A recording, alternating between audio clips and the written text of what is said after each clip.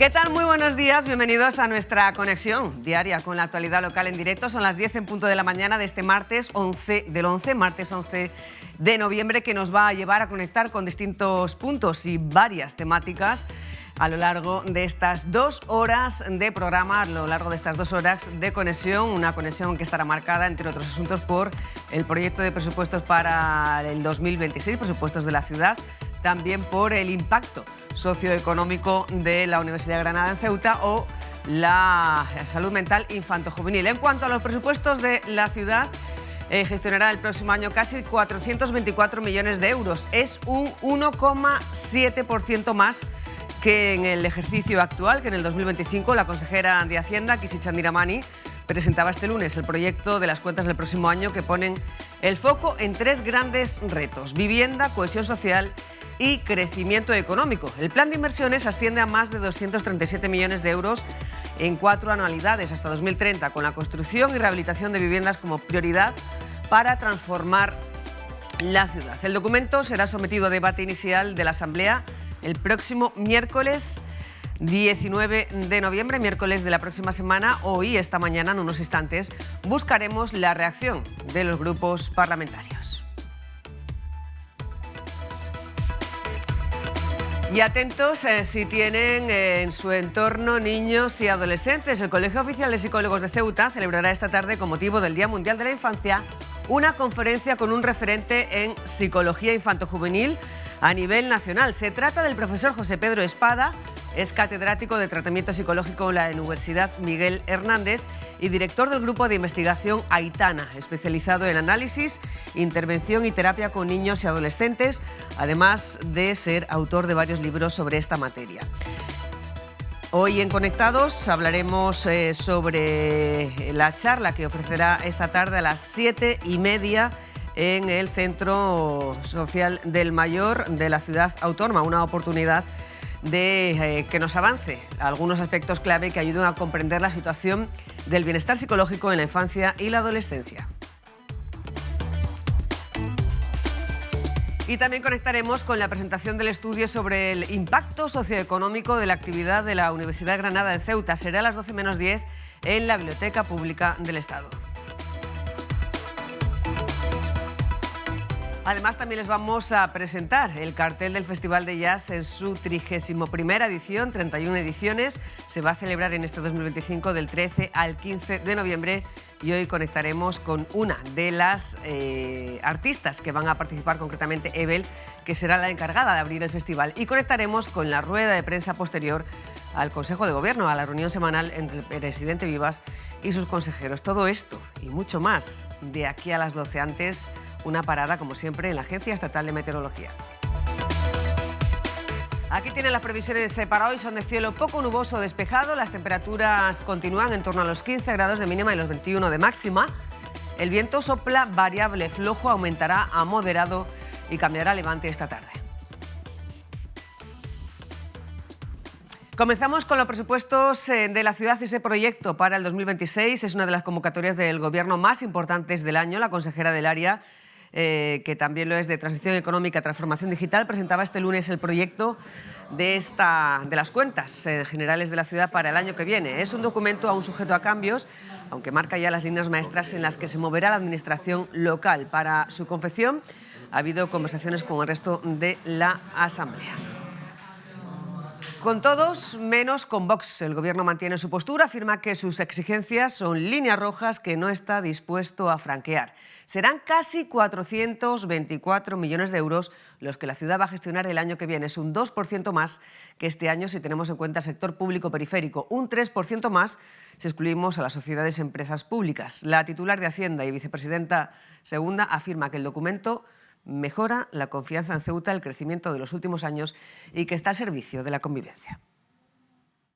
Que inspiran confianza, son unas cuentas que afianzan la gestión y están hechas para el futuro de la ciudad, para el crecimiento de la ciudad, para la cohesión económica y social y para la convivencia, porque Ceuta es una ciudad abierta, solidaria y diversa, y estos presupuestos ahondan también en ese trabajo importante que desde las instituciones tenemos que hacer para mejorar la confianza.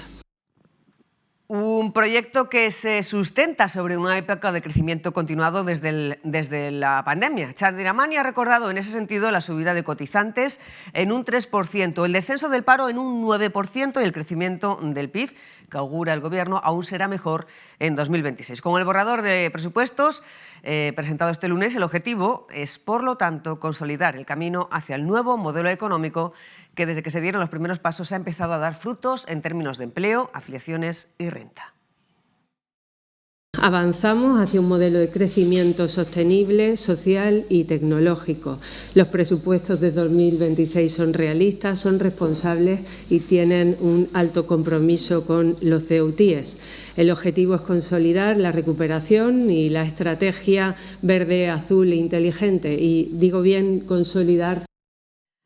Un proyecto, el de las cuentas para el año próximo, que lleva aparejo un plan de inversiones de casi 238 millones de euros hasta el 2029. Su eje principal, no es la primera vez que así lo afirma el Gobierno, es la vivienda. A la construcción de pisos públicos que se concederán en régimen de alquiler van 95 millones en 3 años. El plan de inversiones se dirige también a favorecer la senda económica positiva de los últimos ejercicios y la cohesión social. Inversiones en barriada, 170 millones de euros, el 70% del total. El plan de vivienda, 133 millones de euros, incluyendo las que promoverá la ciudad y las que promoverá el SEPE y el Ministerio de Vivienda. Desarrollo urbano y conexión puerto-ciudad, las principales barriadas en las que vamos a intervenir. Aquí las tienen ustedes: Arroyo Paneque, Plaza José Lafón, Huerta Molino, Benzú, Marina Española y el eje Puerto-Ciudad. Un proyecto que, como les decimos, y como pudieron seguir en directo, fue presentado este lunes en el Palacio de la Asamblea. Será sometido la próxima semana, el miércoles de la próxima semana, a la votación de los diputados en la Asamblea, pero hoy vamos a conocer las reacciones de los diferentes grupos parlamentarios. Comenzamos con el Grupo Parlamentario Ceuta Ya, lo hacemos en orden de menor a mayor representación en la Asamblea, y Raúl Llamas está con el portavoz de Ceuta Ya. Buenos días, Raúl. ¿Cuál es la valoración que hace esta formación política de este proyecto? ¿Qué tal? Buenos días, Susana. Pues efectivamente estamos con un representante de Ceuta Ya, es Moad Ayadi, el secretario de organización de este partido. ¿Qué tal, Moad? Buenos días. Buenos días, ¿qué tal?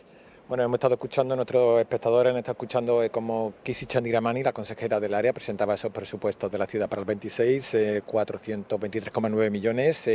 ¿Qué valoración hacéis vosotros desde Ceuta Ya de este documento presupuestario? Estamos en fase de estudio. Sé que es verdad que ayer recibimos lo que es ya el documento presentado por la consejera del área.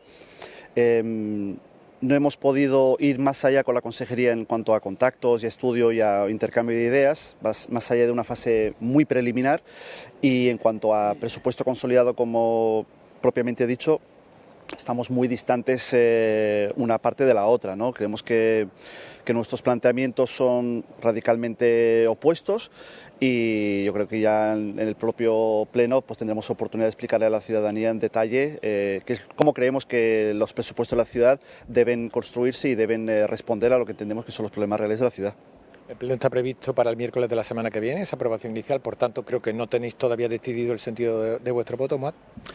Estamos en fase de estudios, como bien te he dicho antes, pero sí que es verdad que quiero avanzar lo siguiente, ¿no? Estos últimos días Ceuta pues, se ha despertado con una serie de informes muy negativos en cuanto a realidad social y económica de la ciudad. APN, el INE, también Cáritas Diocesana.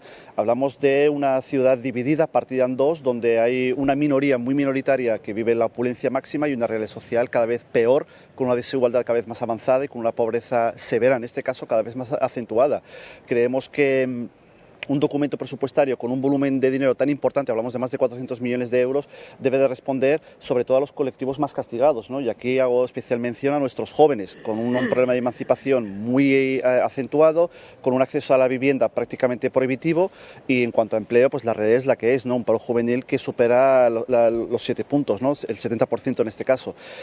Cualquier documento presupuestario que no responda de raíz a la realidad económica y social cada vez más acentuada en negativo, lamentablemente, yo creo que cuanto menos va a recibir por parte de Ceuta Ya una posición muy crítica y, si se me permite, también muy dura. Muchas gracias, Moad. Muchísimas gracias, Raúl. Bueno, Susana, pues ya he escuchado, era Mohamed Ayadi, secretario de organización de Ceuta ya, que habla de que van a hacer una posición crítica a esa aprobación inicial de los presupuestos. No ha desvelado el sentido de su voto, aunque creemos que no será favorable a tenor de lo que acaba de decir el secretario de organización. Susana. Gracias, Raúl. Pide paso cuando vayas teniendo más representantes o portavoces del resto de grupos parlamentarios en la Asamblea. Seguimos en conexión y de la Plaza de África nos vamos ahora en directo a la Cámara de Comercio. Vamos a tratar de buscar un balance de la Semana del Comercio celebrada la semana anterior, que culminaba con el mercadillo con Encanto y con el sorteo a los diferentes participantes en esta semana, este domingo en la Plaza Nelson Mandela. Alicia Urbano, buenos días. Cuéntanos cómo ha sido ese balance que hace la Cámara de Comercio. Muy buenos días, Susana, ¿qué tal? Pues en este martes estamos aún con un poco de resaca de esa Semana del Comercio que celebramos la pasada semana y que se clausuró este domingo con el mercadillo con Encanto. Nos hemos venido hasta la Cámara de Comercio para ver si arrancamos un balance y estamos con su secretario general, con Joaquín Mollinedo. Muy buenos días. Buenos días, ¿qué tal? Joaquín, ¿cómo ha ido esta semana? Pues la verdad que muy contentos por la participación, sobre todo en el tema del mercadillo más de navideño, que han sido 22 comercios de distintas actividades, desde moda, complementos, óptica, zapatería, es decir, de todo tipo, y también porque hemos pulsado, ayer nos dio tiempo a pulsar por los comercios y estamos muy contentos por la actividad, por las ventas que han tenido estos días, y luego también por la dinamización un poco de la ciudad en general, ¿no? Y en concreto también porque hemos dado una oportunidad en los comercios de Jadú, que también sabemos que tienen especiales problemas ahora mismo. Bueno, pues también han tenido la oportunidad de acercarse al centro y de vender su producto y dar un poquito de oxígeno, y la verdad es que nos lo han agradecido mucho y vamos a seguir trabajando en esta línea, porque en concreto ellos además necesitan ahora mismo más apoyo todavía, ¿no? Es cierto que hemos visto una gran variedad en el mercadillo, eran 22 puestos, pero se han incorporado, como tú decías, pues librerías, que antes no las veíamos, tiendas de mascotas, y también llamaba la atención los comercios de Jadú, que habían bajado hasta el centro. Ha habido mucha afluencia, datos supongo que todavía no tenemos. Ayer lo que hicimos fue una vuelta inicial por los comercios, que los pobres estaban también agotados, porque ten en cuenta que la mayoría de los puestos lo han dirigido los propios comerciantes, es decir, los propios autónomos, y han sido una paliza para ellos, a lo cual le agradecemos verdaderamente el esfuerzo que han realizado. Pues han estado viernes, sábado y domingo a full y estaban los pobres muertos ayer, pero la verdad que en general nos han dicho que las ventas han sido muy buenas. Ya recopilaremos exactamente el tema de ventas, pero en general muy positivo por las ventas y por el ambiente. Bueno, y ahora pues a seguir trabajando a ver qué hacemos para Navidad y seguir trabajando conjuntamente por el sector, porque el sector del comercio siempre es el más frágil y que necesitamos seguir convenciendo a la gente de que compren Ceuta y consuman nuestra ciudad, ¿no? Vamos ahora con la campaña navideña, pero las actividades que había en torno a esta semana, pues como el pasaporte de compras, ¿qué tal han ido? Pues muy bien. Por ejemplo, en el pasaporte ha habido más de 300 personas que han presentado su pasaporte con los premios que se han concedido. En los Currasca, evidentemente, se han vendido todos, y los 50 premios de Currasca ya se han dado a las personas. Ya han venido, de hecho, ayer en Ceuta, a la Cámara vinieron ya personas ayer a recoger su talón para consumirlo en comercio de Ceuta. Los pasaportes también vinieron varias personas. Es decir, que lo importante es que ha habido mucha participación y que además los premios que da la Cámara son para consumirlo también en los propios comercios. Es decir, que las personas que vienen, yo no les doy dinero, sino les doy un talón para que vayan a otros comercios, compren y nosotros les pagamos al comercio. Es decir, es como una retroalimentación que yo creo que es lo importante, y la verdad que muy contenta. Y ahora sí, vamos con la campaña navideña que tenemos entre manos, Joaquín, porque esto cada vez se adelanta más. Estamos a 11 de noviembre hoy y la Navidad ya está aquí. Bueno, lo que pasa es que nosotros ahora mismo hemos cerrado una cosa con el comercio, que es lo que es la Semana de Comercio, la Administración, pero empezamos esta semana otra actividad para ellos, en el que se han apuntado cerca de 40 comercios, que es la relacionada con la digitalización y preparación de las ventas navideñas, en el cual vamos especialistas en inteligencia artificial y en redes sociales. Van a pasarse por 40 comercios, van a hacer un coaching especializado para mejorar sus redes sociales de cara a la venta de Navidad, porque se ha demostrado, y en Ceuta también, que cuando tú tienes por ejemplo, un Instagram muy dinámico, la gente eso repercute en la venta porque ve el producto y se acerca y lo compra. Además de la cercanía que tiene Ceuta, pues mira, oye, mira, he visto esto, me interesa, no sé qué. Y tiene un impacto muy importante y ahí las redes sociales ahora mismo con inteligencia artificial hacen auténticas maravillas y vamos a poner a su disposición para preparar la campaña de Navidad a consultores especializados que van a ir a los comercios a ayudarles. Y aparte de fotógrafos especializados que van a fotografiar los 15 productos estrella que ellos consideran que pueden ser más importantes, que pueden darle una ventaja competitiva, le van a hacer las fotografías especiales porque la forma en que tú te tomas la fotografía también es muy importante de cara a la venta del producto, porque el producto es muy bueno, pero muchas veces no somos capaces de transmitirlo en las redes. Eso es la preparación de Navidad, que estamos haciéndolo, ya empezamos esta semana, y luego en Navidad pues tendremos actividades después del Vaibono, que ya vendrá, como bien sabéis todos, que el Vaibono vuelve otra vez. Y luego también pues otras actividades de Navidad que ya empezará cuando uno empiece la campaña de Navidad con cursos escaparate, servicio de envolver, muchas cosas que teníamos el año pasado y que retomaremos este año otra vez. Una pre-campaña de Navidad muy interesante, porque realmente es muy interesante darles ese apoyo, ¿no?, de digitalización a los comercios. Nos comentaba el otro día el presidente de la Cámara, Kalim Bulaix, que octubre había sido un mes regular. Con esto ya estamos dando el empujón que necesita nuestro sector, ¿no?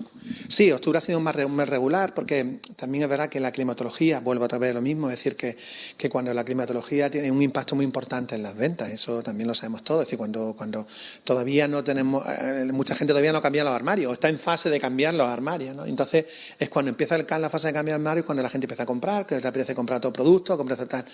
Bueno, entonces el mes de octubre ha sido más complicado. Con esta campaña yo creo que hemos ayudado un poco y ahora están preparándose para la verdaderamente campaña potente que es Navidad, y es lo que la Cámara pues está intentando ahora mismo, la pre-campaña, ayudarles con lo que te he dicho, la digitalización, porque es verdad que hay un impacto directo, y ellos te lo comentan todos los empresarios, en los comercios de Ceuta que son dinámicos en redes sociales y se muestran su producto, luego tienen una repercusión directa, no en el comercio electrónico, es decir, a lo mejor te mando por eso, sino que la empresa, la gente lo ve y se acerca a la tienda a comprar o lo llama, oye, mira, me interesa esto, resérvamelo, míramelo. Y eso nosotros queremos potenciarlo y para que la campaña sea lo más fructífera posible, ¿no? Pues con eso nos quedamos, Joaquín, si te parece. Yo casi que te emplazo a la semana que viene o la próxima a ver si podemos compartir con vosotros ese coaching que le van a dar, ese apoyo, porque es una iniciativa interesante de cara al comercio local. Muchas gracias. Cuando queráis, estamos a vuestra disposición siempre. Pues Susana, así ha ido la Semana del Comercio, esta que acaba de terminar, y así va a empezar la campaña navideña con esa digitalización y apoyo en redes para los comerciantes de Ceuta. Muchísimas gracias, Alicia. Esperemos que vaya muy bien esa campaña de Navidad que va a arrancar ya prácticamente a la vuelta de la esquina con el Black Friday, ya la comercialización de los Vaibonos y luego ya la campaña navideña dicha ya más cercana directamente a las fechas con motivo de la Navidad. 18 minutos pasan de las 10. Vamos a hablar ahora de psicología infantojuvenil. ¿Por qué? Con motivo del Día Internacional de la Infancia esta semana, el Colegio Oficial de Psicólogos de Ceuta ha programado una conferencia para esta tarde con un referente en psicología infantojuvenil aquí en todo el país.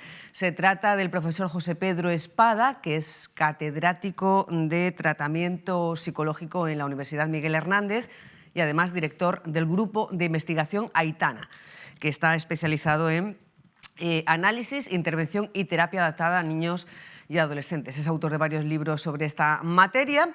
Si tienen en su entorno niños o adolescentes o habitualmente tratan con personas de esta edad o les interesa este asunto, sepan que la charla será esta tarde a las 7:30, pero ahora en Conectados tenemos la oportunidad de hablar con el profesor Espada para que nos avance algunos aspectos clave que ayuden a comprender la situación del bienestar psicológico en la infancia y la adolescencia. José Pedro Espada, muy buenos días. Hola, ¿qué tal? Encantado de acompañaros. Encantados estamos nosotros de saludarle y de que nos avance un poquito de la charla que va a ofrecer esta tarde. ¿Qué está pasando con la salud mental infanto-juvenil? ¿Cuál es la fotografía del estado actual de la salud mental en jóvenes, en adolescentes, en niños a nivel nacional? Bien, pues vamos a abordar la respuesta a esta cuestión de qué está pasando, ¿no? La fotografía, como indicas, de los últimos 5 años, lo que nos informa es que el tema preocupa mucho más que antes. No sabemos bien si es porque solamente ha aumentado o porque también hay más conciencia. Pensamos que un poco por los dos motivos. Y lo que está claro es que de los 5 años para acá hemos visto un incremento en demanda de familias, de adolescentes y niños que piden ayuda por cuestiones relacionadas con su bienestar psicológico, ¿no? Ha habido un repunte, y eso lo hemos visto en medios de comunicación también, en problemas muy importantes como la conducta suicida o las conductas autolesivas, y otros, bueno, que son más incipientes, como los problemas emocionales, que vemos que están también en una tendencia en aumento. ¿Cuáles son las problemáticas más comunes en cada etapa? Bueno, nosotros vamos a presentar datos con niños en la etapa escolar hasta los 12 años y con adolescentes. Lo que vemos es que con niños pequeños los problemas emocionales son los más comunes. Las tasas están en torno a 1 de cada 5 niños que presenta algún tipo de sintomatología preocupante.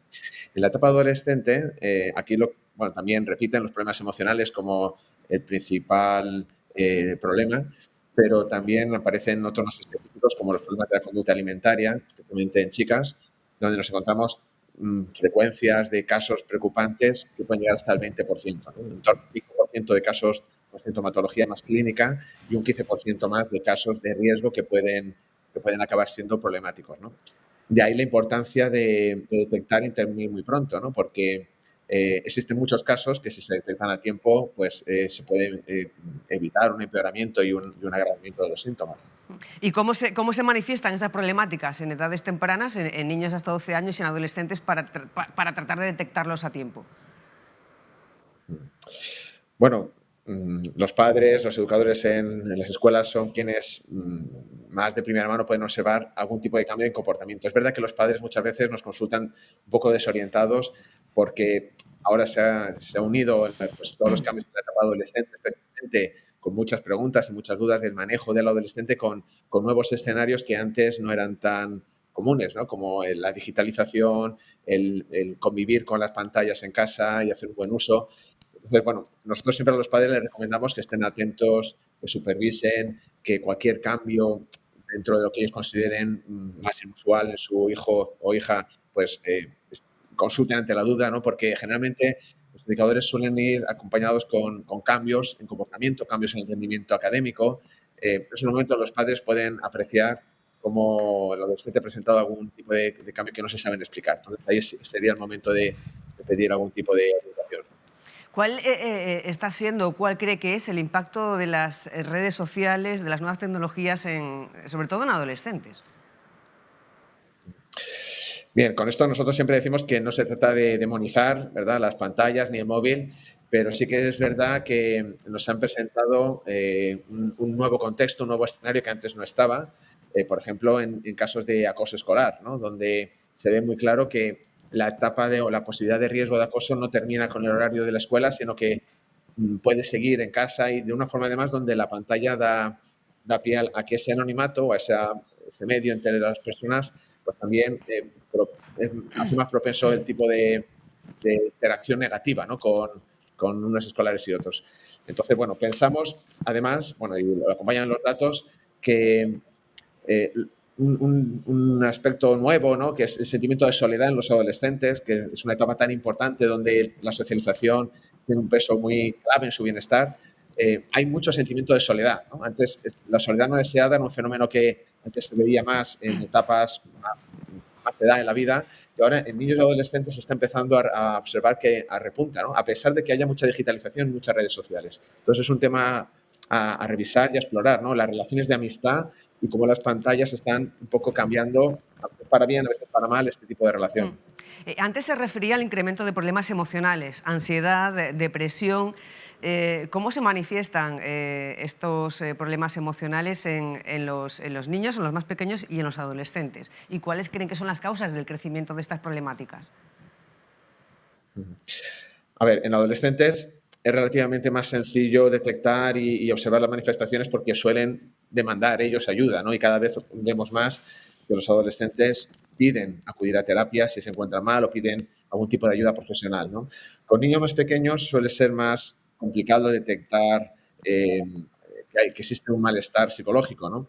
ahí los padres, nuestra recomendación es que estén atentos a cambios en el rendimiento escolar, al abandono de algunas actividades que el niño antes le solía interesar y ahora han dejado de interesarle. Eso suelen ser señales de alerta.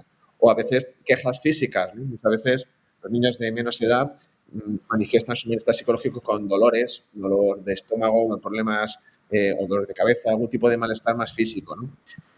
A la hora de tu pregunta de cómo prevenir y cómo fomentar, pues bueno, el reducir este tipo de casuística, nuestra recomendación es promover los hábitos saludables, ¿no? Reservar tiempo en casa para estar todos un poquito menos estresados, dejar las pantallas haciendo un uso los padres también, ¿no? De los teléfonos, dejarlos en un lugar aparte cuando llegamos a casa a comer o a cenar, reservar espacio para hacer actividad física, fomentar los hobbies saludables con nuestros hijos, este tipo de conductas que la ciencia dice que previenen y que fomentan un estado de ánimo positivo.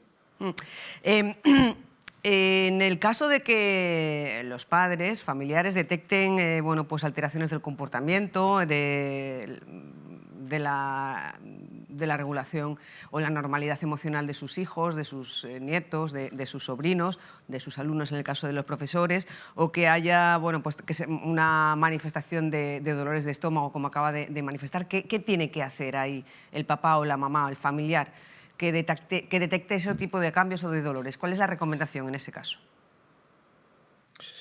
Bueno, la primera, observar si es una cuestión puntual y no quitarle importancia, pero sí estar atentos, observar si es una señal que puede ser sintomática de algo, explorar, estar siempre atentos a qué está ocurriendo en el entorno social, en el entorno escolar, y si comprueban que efectivamente su hijo está mal, pues deben pedir ayuda, ¿no? Nosotros aquí nos tenemos que manejar en un equilibrio entre patologizarlo todo y asustarnos demasiado. No hay por qué asustarse demasiado, pero sí pedir ayuda cuando tenemos algún tipo de duda. Y ante la más mínima duda, acudir a un profesional de la psicología o de la salud mental y consultar para ver si el problema es de consideración o está dentro de la normalidad.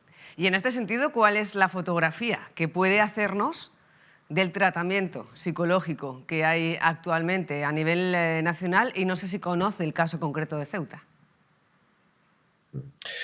Bueno, los tratamientos son eficaces en general. Hay un margen de éxito que depende sobre todo de factores como la gravedad del problema, la motivación también y del apoyo del entorno alrededor y luego pues de en qué momento, un poco de la historia del problema, ¿no? Por eso insistimos tanto y es muy importante el mensaje de estos días con el Día Mundial de la Infancia de que generalmente los problemas psicológicos no aparecen en la vida adulta. Algunos sí, pero el 70% suelen aparecer en las etapas infantiles y adolescentes.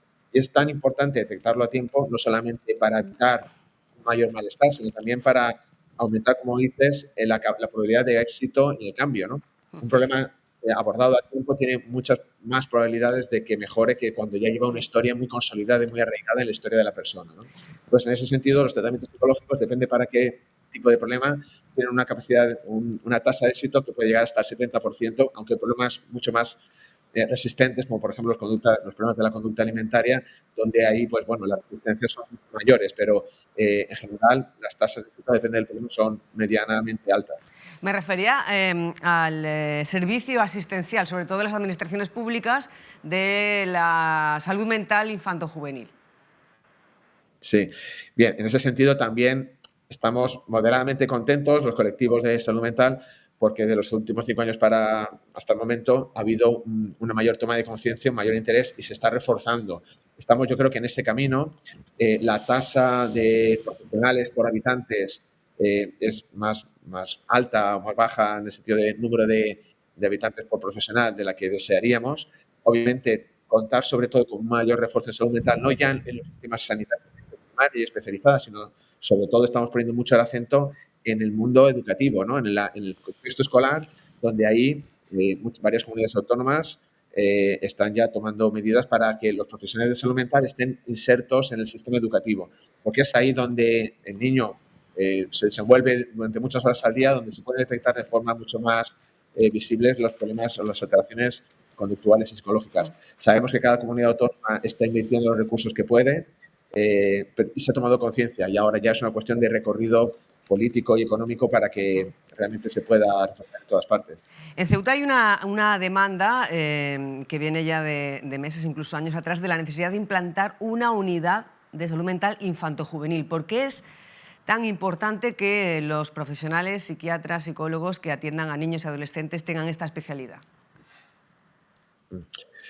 Bien, pues es una cuestión necesaria porque históricamente a los niños y a los adolescentes se les ha tratado un poco como si fueran pequeños adultos con la casuística de los adultos, pero adaptada, ¿no? Y nos hemos dado cuenta de que efectivamente tienen unas pautas y unos parámetros de funcionar totalmente diferentes, y por lo tanto el profesional que trabaja con niños y adolescentes debería tener un entrenamiento y una preparación y un conocimiento bien a fondo de cómo se manifiestan en las primeras etapas de desarrollo los problemas psicológicos, ¿no? Las alteraciones conductuales.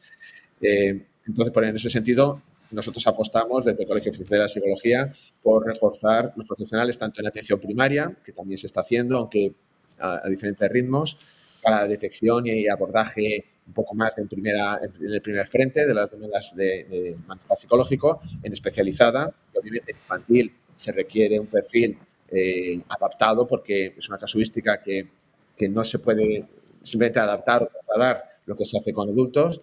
Y luego también en el mundo escolar, como decíamos, la salud mental escolar es un campo también que en otros países está, yo creo que más avanzado que el nuestro en este sentido, porque hay más presencia del profesional de la psicología y de la salud mental dentro del entorno educativo. Ahí también es un campo donde se fusiona perfectamente la educación, la convivencia escolar con el bienestar emocional y psicológico.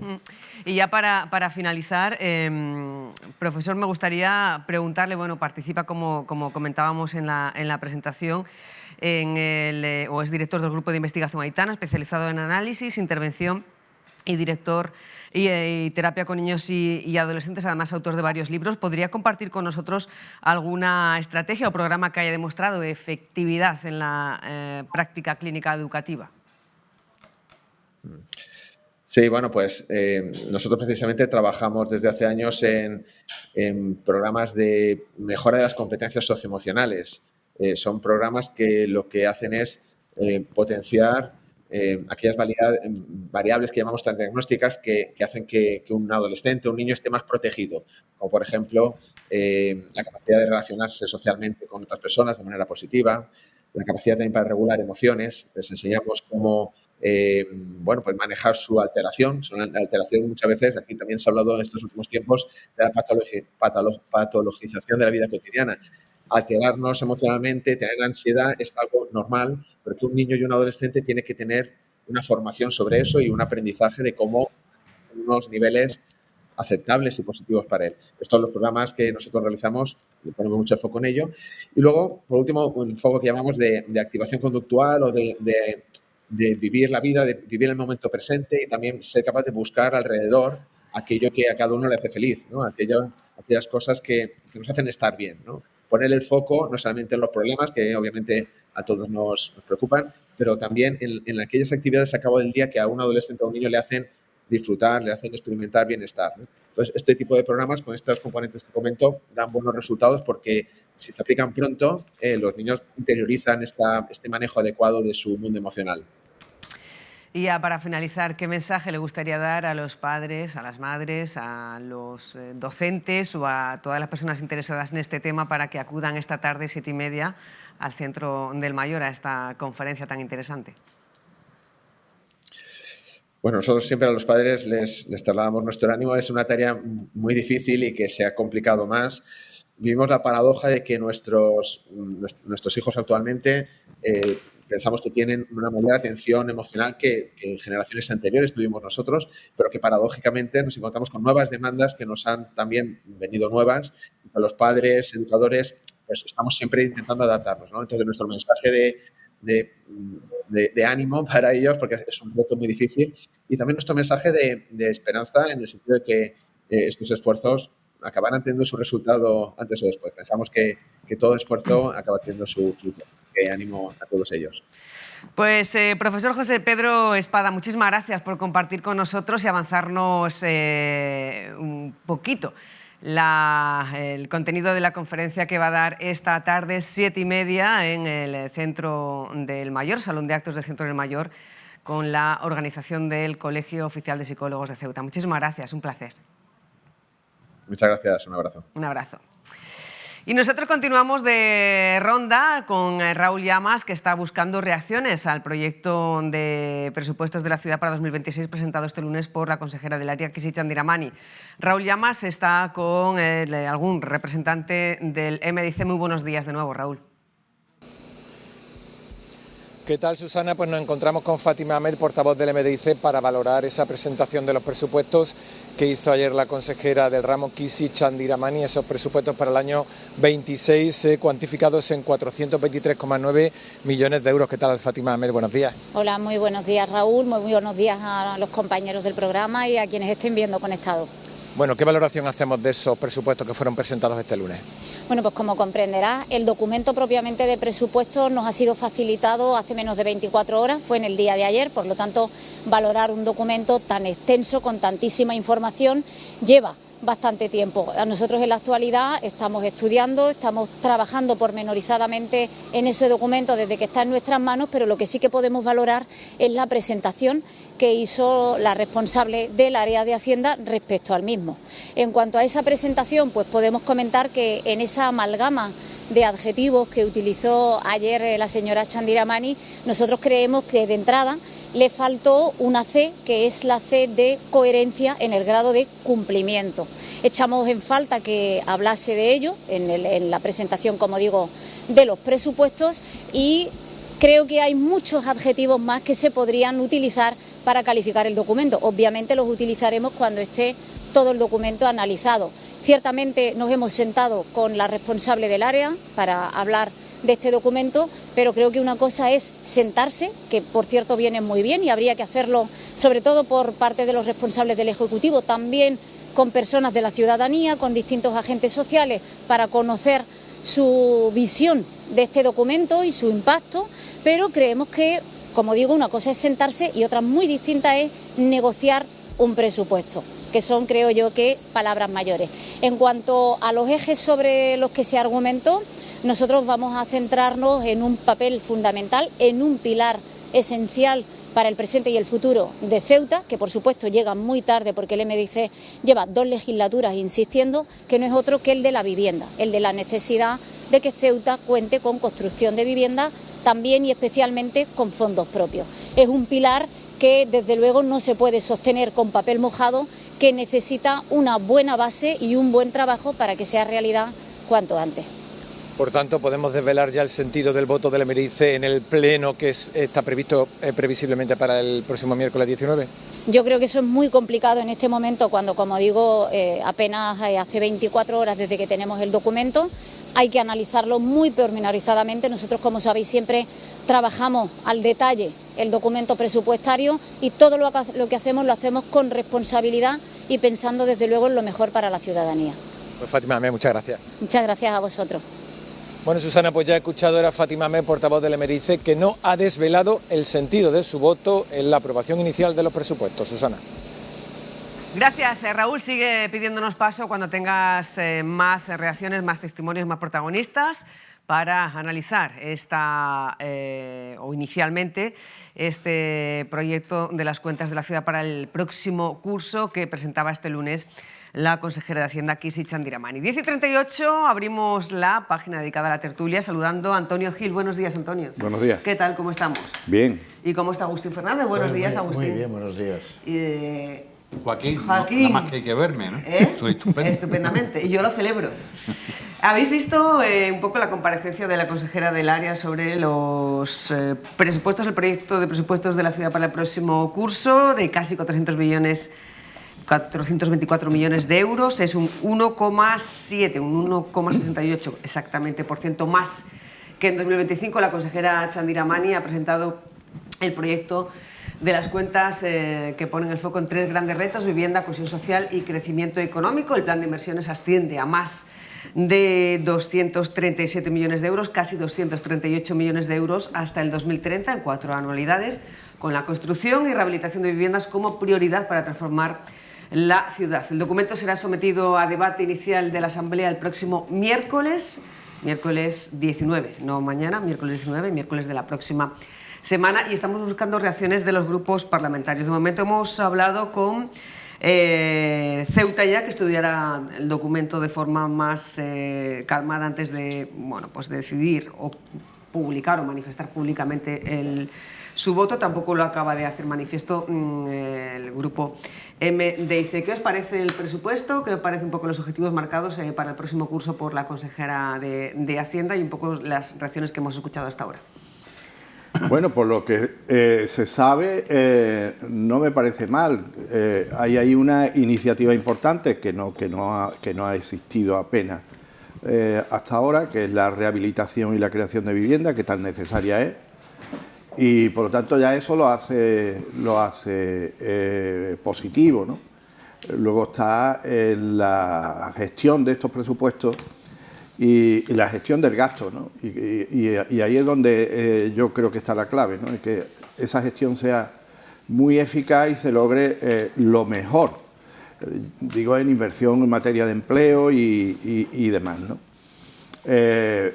Por lo tanto, yo creo que al final todos los grupos políticos, bueno, todos no, pero van a salir adelante con un amplio respaldo, ¿no? Yo creo que no va a tener ningún problema señor Vivas con aprobar estos presupuestos. En unos instantes vamos a escuchar más portavoces. Mientras tanto, Agustín.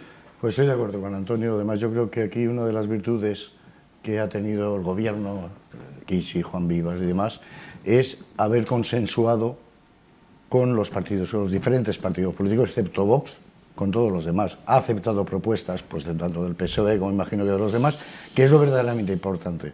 Que todo esto, al final, haya una cierta unidad, aunque luego habrá el miércoles que viene discursos de los partidos, pues cada uno defendiendo, un poco criticando, pero todo apunta a que los presupuestos van a salir, están equilibrados.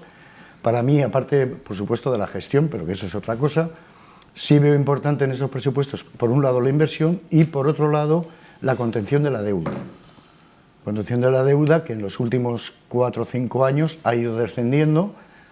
Y eso pues es muy importante para la estabilidad del gobierno. Entonces, esos dos aspectos, lo que es consenso, independientemente de que luego pueda los discursos, cada uno tirará un poquito para lo suyo, como suele ser lo habitual, y defenderá alguna propuesta, hará alguna crítica, pero todo apunta a que pues, se van a votar, y eso es estabilidad, en un presupuesto que tiene inversiones pues, importantes. Vamos a buscar más reacciones. Se nos pide paso de nuevo Raúl Llamas, está con el secretario general del Partido Socialista, del PSOE. Raúl Llamas, adelante, muy buenas de nuevo. Susana, nos encontramos con el secretario general del PSOE, Miguel Ángel Pérez Triano, para valorar esa presentación de los presupuestos que hizo ayer Kishi Chandiramani, la consejera del ramo, esos presupuestos cuantificados en 423,9 millones de euros. ¿Qué tal, Miguel Ángel? Buenos días. Hola, buenos días. Bueno, ¿qué valoración hace desde el Partido Socialista de esa presentación, a grosso modo, de los presupuestos de la ciudad? Bueno, nosotros ya llevábamos varias semanas hablando con la consejería, nos hemos reunido un par de veces, hemos hablado, y creo que en alguna ocasión nos hemos referido a la falta de información.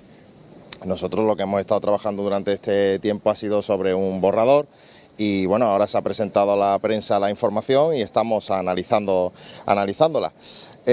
Todavía lo único, bueno, sí que hemos visto que en la información pues tenemos ya una inversión, la inversión para el mantenimiento de los colegios, que es una de las cuestiones que nosotros hemos pedido, y a partir de ahí, bueno, nosotros seguimos diciendo que estos no son nuestros presupuestos, que son continuistas, que perpetúan el modelo de ciudad y que no luchan contra la desigualdad, que es uno de los principales problemas que tiene esta ciudad.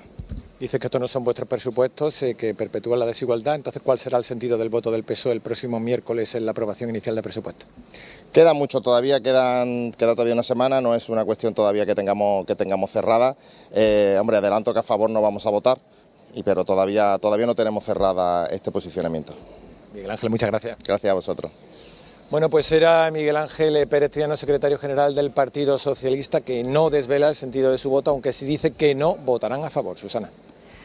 Pues muchas gracias, Raúl. Precisamente la consejera en la rueda de prensa se refería a que diputados no adscritos y el Grupo Parlamentario Socialista habían presentado propuestas que habían sido admitidas por el Gobierno, por la Consejería en este proyecto, como por ejemplo el caso de del plan de conservación de los colegios.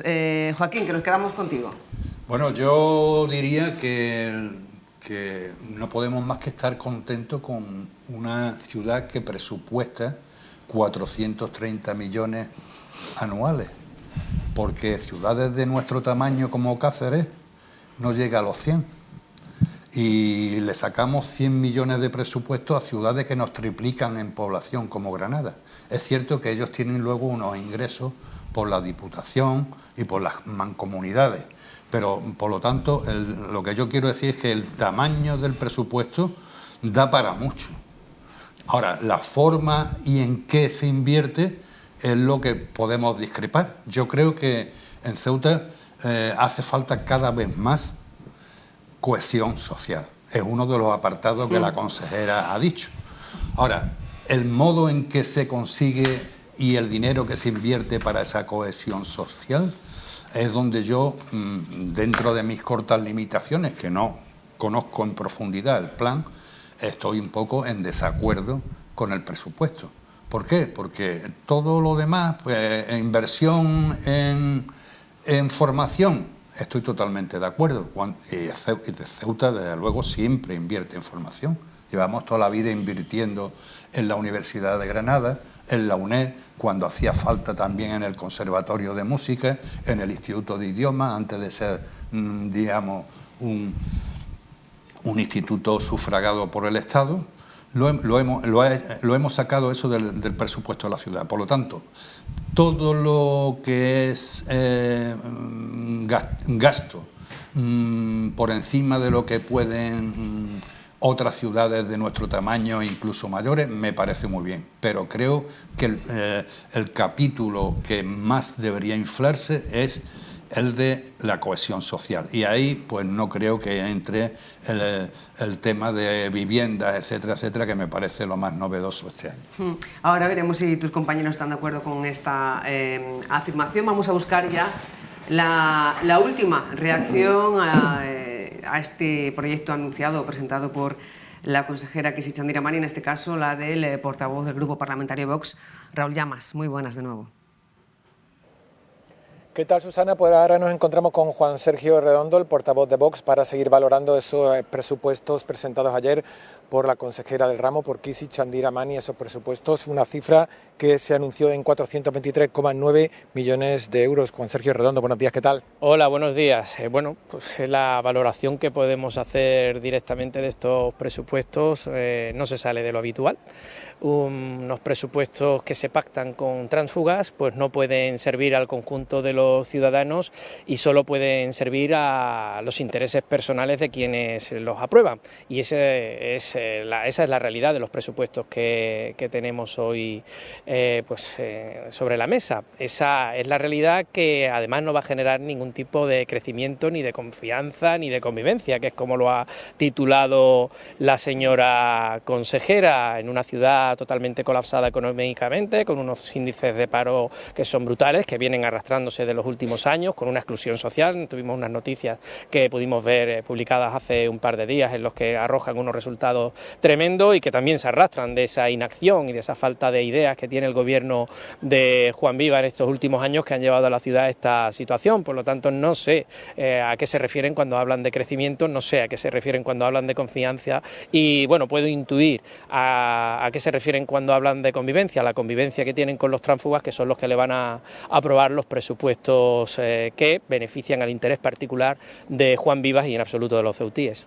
Por tanto, entiendo que Vox tiene ya decidido el sentido de su voto en el pleno del próximo miércoles. Sí, por supuesto, un rotundo no. No estamos hablando de un presupuesto para los ceutíes, por lo tanto nosotros no podemos apoyar un presupuesto que solo beneficia a los intereses de los tránsfugas y del señor Vivas, que insisto, no es el interés de los ceutíes y en nada soluciona los problemas que arrastran muchísimas familias, muchísimos ceutíes, que ven como esos más de 400 millones de euros que anualmente se vienen aprobando no revierten en absoluto en sus mejoras, en beneficio y en el interés de los ciudadanos. Pues Juan Sergio Redondo, muchas gracias. Gracias a vosotros. Bueno, Susana, ya he escuchado, era Juan Sergio Redondo, portavoz de Vox. Es el único grupo que a día de hoy ha anunciado el no rotundo a los presupuestos de la ciudad en la aprobación inicial del próximo miércoles 19. Susana. Pues muchas gracias, Raúl, por estas valoraciones, estas reacciones que vamos a poner ahora sobre la mesa. Antonio. Bien, vamos, yo diría, y lo digo porque me lo creo, ¿no?, que con esta cantidad de millones que maneja el Ayuntamiento de Ceuta es para que los ceutíes comiéramos con cubiertos de plata. Esto sería una ciudad sin paro estructural, y tiene un paro estructural, con unos índices de pobreza y de desigualdad enormes, con nulas expectativas de trabajo, con una posición con respecto a las demás ciudades de España muy por detrás. No estamos acorde a los dineros que nosotros nos gastamos aquí. Faltan ideas y faltan recursos. Y así llevamos un montón de años, eso es así. Que luego hay que aprobar los presupuestos, sí, en la misma línea con la novedad que apuntábamos antes, en la que en esta ocasión se va a invertir en vivienda, en la restauración y en la creación de viviendas, pues sí. Pero esta ciudad necesita algo más que hasta ahora no se ha sabido dar. Hay pobreza infantil, hay necesidades en la familia ceutíe, hay que echar mano de los bancos de alimentos, hay una desigualdad y una falta de expectativas y una dejadez en la gestión de todos estos años enorme. Y eso debería cambiar, debería haber cambiado. Esta situación a la que hemos llegado a día de hoy es muy lamentable y Ceuta necesita otra visión para que sea gobernada con eficacia y donde las expectativas de los ciudadanos pues sean acorde al dinero que recibe esta ciudad. El problema de la ciudad, en cuanto a ese dinero, a esos fondos, ese presupuesto que maneja, es que al final esta ciudad, y en parte lo señalaba Joaquín, asume una cantidad de responsabilidades que cualquier otro ayuntamiento o autonomía no está asumiendo. Entonces, aquí, pues, se está haciendo inversiones importantes en temas de enseñanza, en temas de ahora mismo el centro de apoyo oncológico. Hay una serie de gastos de asuntos sociales y demás que corresponderían de medicina y demás al gobierno central y que los está asumiendo la ciudad. Pero es que además el ciudadano ha asumido que todo va a la ciudad. Cuando hay cualquier problema, cualquier manifestación, se empieza en el ayuntamiento, cuando a lo mejor es un tema que le corresponde al gobierno central. Es decir, es que ni las obras menores de mantenimiento en los colegios las asume y es competencia de la ciudad y no se asumen por la ciudad. Bueno, ahora mismo están aumentando y hay uno de los proyectos ahí. Están los colegios que se caen de vergüenza, tercermundistas. No sabe uno si es un colegio de Nigeria o es de Ceuta. Bueno, tampoco, si tú ves el gimnasio, había unas fotos por ahí publicadas y a ti te dicen este es el gimnasio que tienen en Nigeria y te crees que es Nigeria. Y para eso hace falta compromiso, pero si es que lo lamentable es que no se asuman las responsabilidades en cuanto que, por ejemplo, con medios propios, ahí está Obimace, que pueden hacer todas esas obras de mantenimiento. Disculpadme un momento, ahora continuamos hablando de este asunto, de otros, si estimáis oportuno, porque en estos momentos la Universidad de Granada está haciendo público, está presentando un informe sobre el impacto socioeconómico que tiene la actividad de esta universidad en Ceuta. Interviene el vicerrector para los campus de Ceuta y Melilla, Salvador del Barrio. Vamos a hacer la presentación del estudio de generación de valor de la universidad aquí en el campus de Ceuta.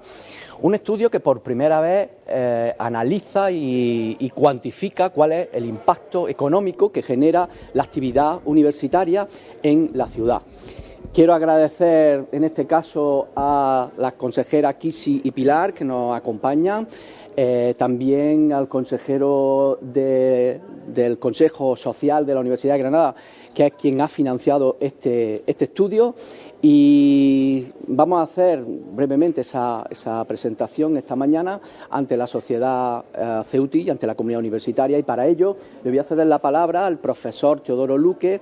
Él es catedrático de Marketing en la Universidad de Granada y ha sido el director de este proyecto, bueno, pues para que os comente brevemente o adelante algunos datos sobre el estudio. ¿Se puede poner aquí? Sí, buenos días. Bien, efectivamente, como ha dicho el vicerrector, vamos a presentar este estudio de generación de valor de la Universidad de Granada en el campus de Ceuta. Es la primera vez que se hace en Ceuta. Este estudio esta vez se ha hecho para Granada, para Ceuta y para Melilla. Y de nuevo, en el caso de Granada, por primera vez en Ceuta y Melilla, se constata la importancia del impacto de la Universidad de Granada en sus territorios. En un contexto nada fácil, ni en Granada, ni en Ceuta, ni en Melilla, por condiciones económicas, laborales, etcétera. La universidad se muestra, una vez más, como un motor de dinamismo económico, dinamismo cultural. Lo que se ha hecho ha sido medir la importancia económica que tiene el presupuesto de la Universidad de Granada que se emplea en el campus de Ceuta, el gasto del estudiantado, puesto que viene, en fin, consume, alquila vivienda, paga servicios, el gasto, la demanda que genera los visitantes derivados de la relación del estudiantado y profesorado en fin, que vienen a Ceuta, y también la actividad congresual y de actividades científicas. Todo eso se ha sumado, se ha calculado empleando las tablas input-output, la metodología input-output, por similitud con Andalucía, puesto que en Ceuta no se tiene esa información de tabla input-output, y se ha estimado pues que los 21 millones de euros que supone toda esa demanda se transforman, se multiplican por 3 hasta 63, que es 63 millones, que es el impacto total de la Universidad de Granada en el campus de Ceuta, y con un impacto total en empleo de 690. Eso aproximadamente es un 3,35% del PIB de Ceuta, y bueno, es lo que vamos ahora a comentar y a detallar, a explicar con más detalle en la presentación que vamos a hacer. No sé. ¿En qué materias se nota precisamente ese impacto? Bueno, se nota sobre todo en el sector servicios, lógicamente, porque al final el gasto de la Universidad de Granada, derivado de la aplicación de su presupuesto, sobre todo es sueldo y salarios, es lo más importante, y suele ser el empleo de la universidad un empleo, digamos, de cierta calidad en comparación con el entorno. Y lo que consumen esos empleados de la universidad, lo que consumen los estudiantes, lo que consumen la actividad de congresos, etcétera, sobre todo se nota en el sector servicios, obviamente. Sí, en comparación con Melilla o en comparación con Andalucía, evidentemente, comparativa, más parecido quizá a Melilla y no tanto a Andalucía, ¿qué porcentaje hay en esos sitios? En Melilla es algo más del 4%, aquí el 3,35%. En Granada es una situación especial porque siendo, en fin, una universidad de las más grandes de España, en una provincia de las más pobres o con menos PIB, pues claro, la importancia de la universidad en su PIB es la más alta en términos de PIB de provincial, ¿no?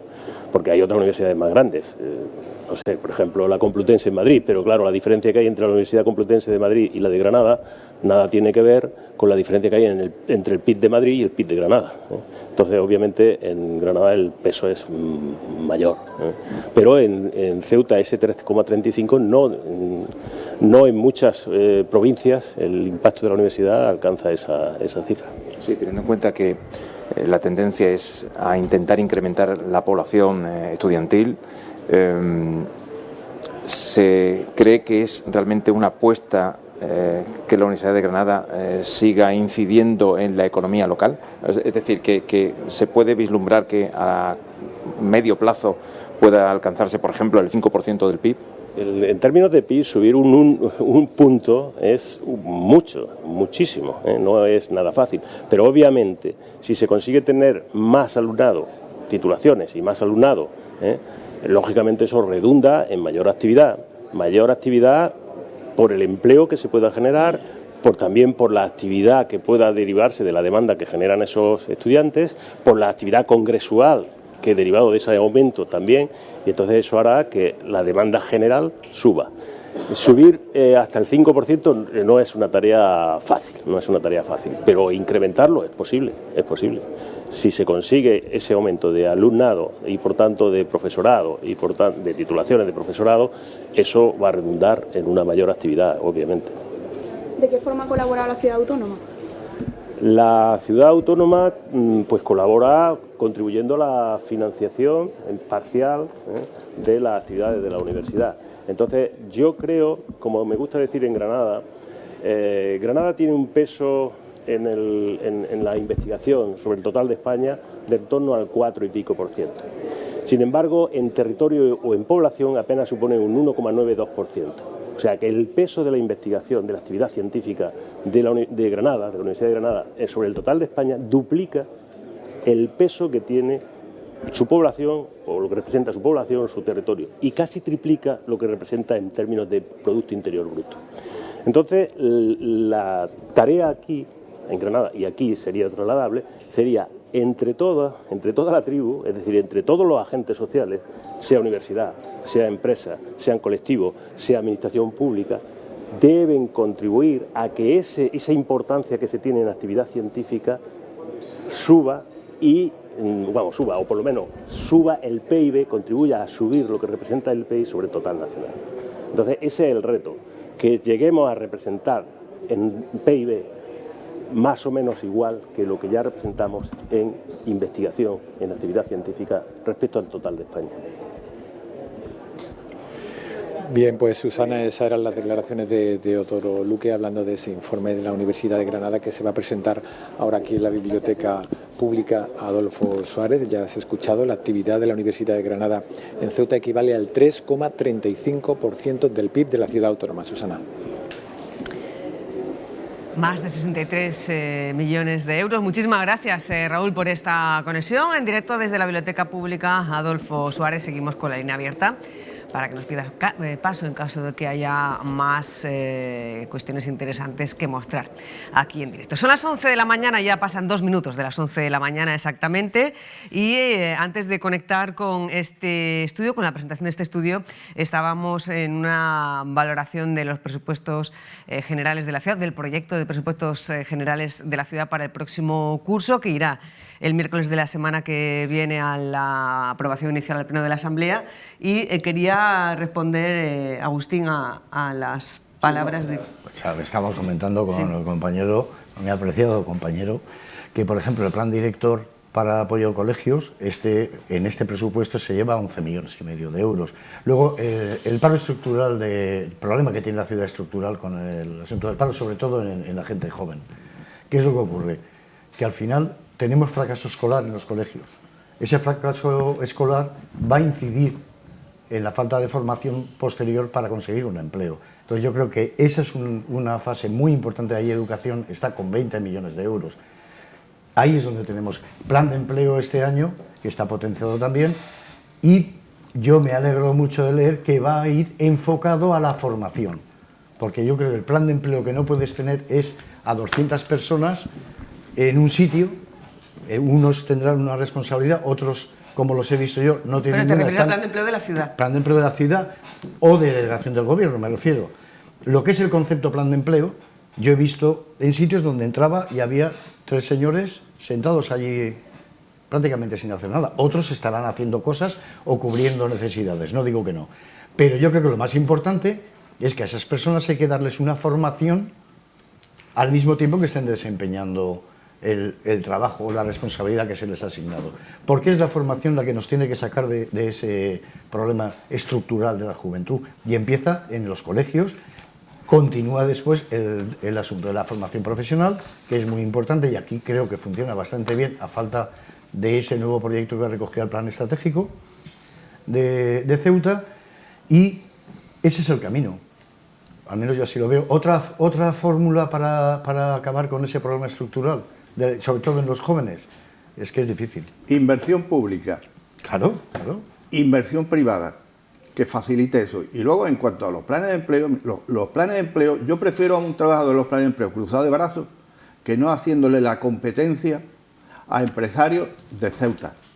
Porque ya no solo no va bien las cosas, sino que además que estás creando un mal, ¿no? Los planes de empleo tienen, evidentemente, que tienen dos elementos, ¿no? Que uno es la formación y otra es la introducción de la gente joven dentro del mercado laboral, profesional. Es la primera toma de contacto que tendrán algunos, esa oportunidad a través de los planes de empleo, ¿no? No la utilización que se ha estado haciendo, ¿no? Donde repetían, habían verdaderos profesionales de los planes de empleo. Eso siempre ha tenido la crítica, pero desde hace decenas de años, de mi organización, cuando yo la representaba. O sea, ¿te refieres a UGT? A la UGT. Entonces, que las memorias que se elaboran por parte de las distintas administraciones tengan que ver con estos dos elementos, la introducción en el mercado y la formación, era la tarea fundamental. Sin embargo, no se ha hecho. Y la inversión privada es timorata. No hay la suficiente para que absorba, porque con la formación podemos estar tremendamente formados. Pero si luego no hay expectativas, no hay empleo, no hay inversión privada, no hay nada. Ha derivado un poco la conversación en políticas activas de empleo, en planes de empleo, eso lo vamos a dejar para otro día. Quería preguntaros antes de despediros, porque hoy la tertulia es un poquito más corta debido a que se ha adelantado la comparecencia del portavoz del Gobierno para dar cuenta de los asuntos tratados en el Consejo de Gobierno de hoy, en la reunión semanal entre el presidente Vivas y los consejeros. ¿Qué os parecen estos datos que se acaban de hacer públicos? La actividad de la Universidad de Granada en Ceuta pues equivale al 3,35% del PIB de la ciudad y genera un impacto económico en total, si suman todos los indicadores, de 63,3 millones de euros. ¿Qué os parece esta cifra? Me parece muy importante, muy interesante. Para mí lo que más destaco de esto es el papel de la universidad. Una universidad no tiene otra cosa que hacer que mejorar la sociedad y la calidad de los ciudadanos, ¿no? A través de la educación, a través de su cometido. Y eso es lo que me parece más positivo, ¿no?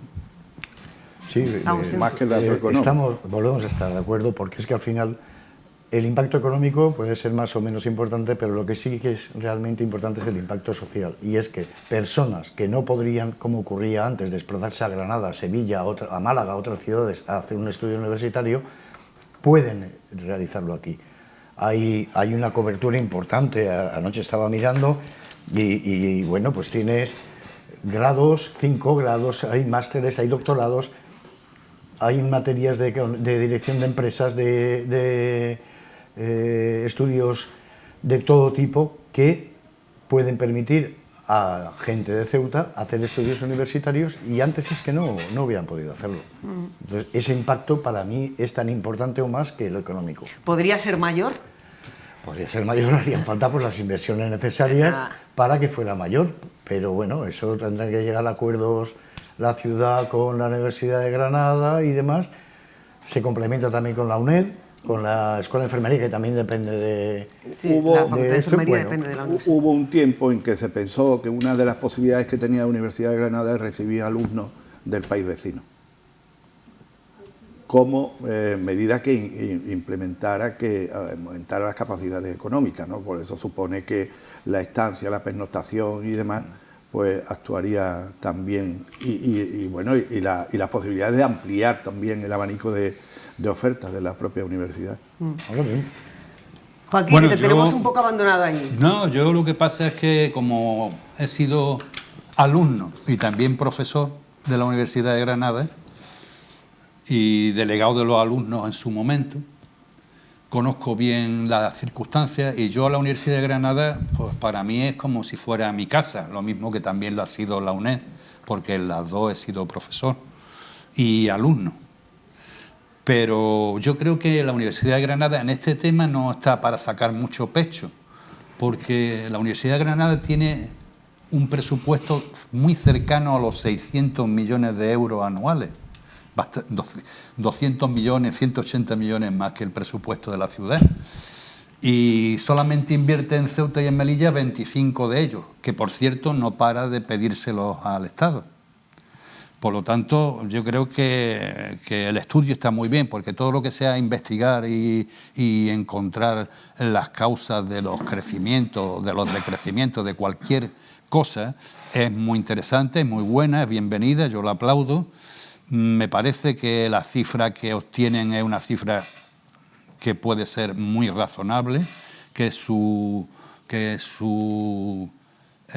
peso en la ciudad sea de ese 33,35%, que como mis compañeros han dicho, socialmente, que es lo que a mí siempre me miro más, es mucho mayor. Es decir, aquí en Ceuta yo pertenezco a una generación de maestros de toda la vida que hemos estudiado magisterio en Universidad de Granada, y luego cuando ya en los años 2000, en el siglo XXI, han empezado a diversificarse otras carreras, pues todas han sido muy favorables, tenemos muy buenos expertos, muy bien formados, gracias a la Universidad de Granada. Pero no debemos de olvidar de que la Universidad de Granada nunca ha sido muy espléndida con sus recursos. Hasta hace bien poco, la Escuela de Enfermería, que es una parte de la Universidad de Granada, tenía que ser pagada por los alumnos. Parte por los alumnos, parte por la ciudad. Los locales donde están ubicados tanto la Escuela de Enfermería como la Universidad de Granada, como la UNED, lo ha tenido que sufragar la ciudad de Ceuta, ni siquiera el Estado. Por lo tanto, me parece bien el estudio, me parece que lo aciertan con los datos, pero tampoco creo que deban de sacar mucho pecho. De ahí lo que, fíjate, sí, lo que vamos ya, antes, es un segundito, es que fíjate, son 5 grados, 3 másteres, doctorado y los departamentos que es Dirección de Empresas, Educación y la Ingeniería Informática. O sea, hay una gama amplia, aparte de más la Escuela de Ciencias de la Salud. Las Ciencias de la Salud. Entonces, son dos yo creo que es importante y es un abanico además muy determinado, muy directo a la el próximo ciudad. curso hay 2 máster nuevos, claro, y están en la expectativa o a expensas de crear más plazas de residencia, más camas, claro, para poder ampliar los estudios universitarios aquí en Ceuta. Unos datos que en Melilla son un poquito mayores, como hacía referencia el autor del estudio, el señor Teodoro Luque Martínez, 83 millones de euros en el campus de Melilla, lo que equivale a casi un 5% del PIB de la ciudad hermana, un 4,75% del PIB. Muchísimas gracias, Antonio, muchísimas gracias, Agustín, muchísimas gracias, Joaquín. Gracias. Hasta la próxima semana. Como siempre, un placer. Adiós.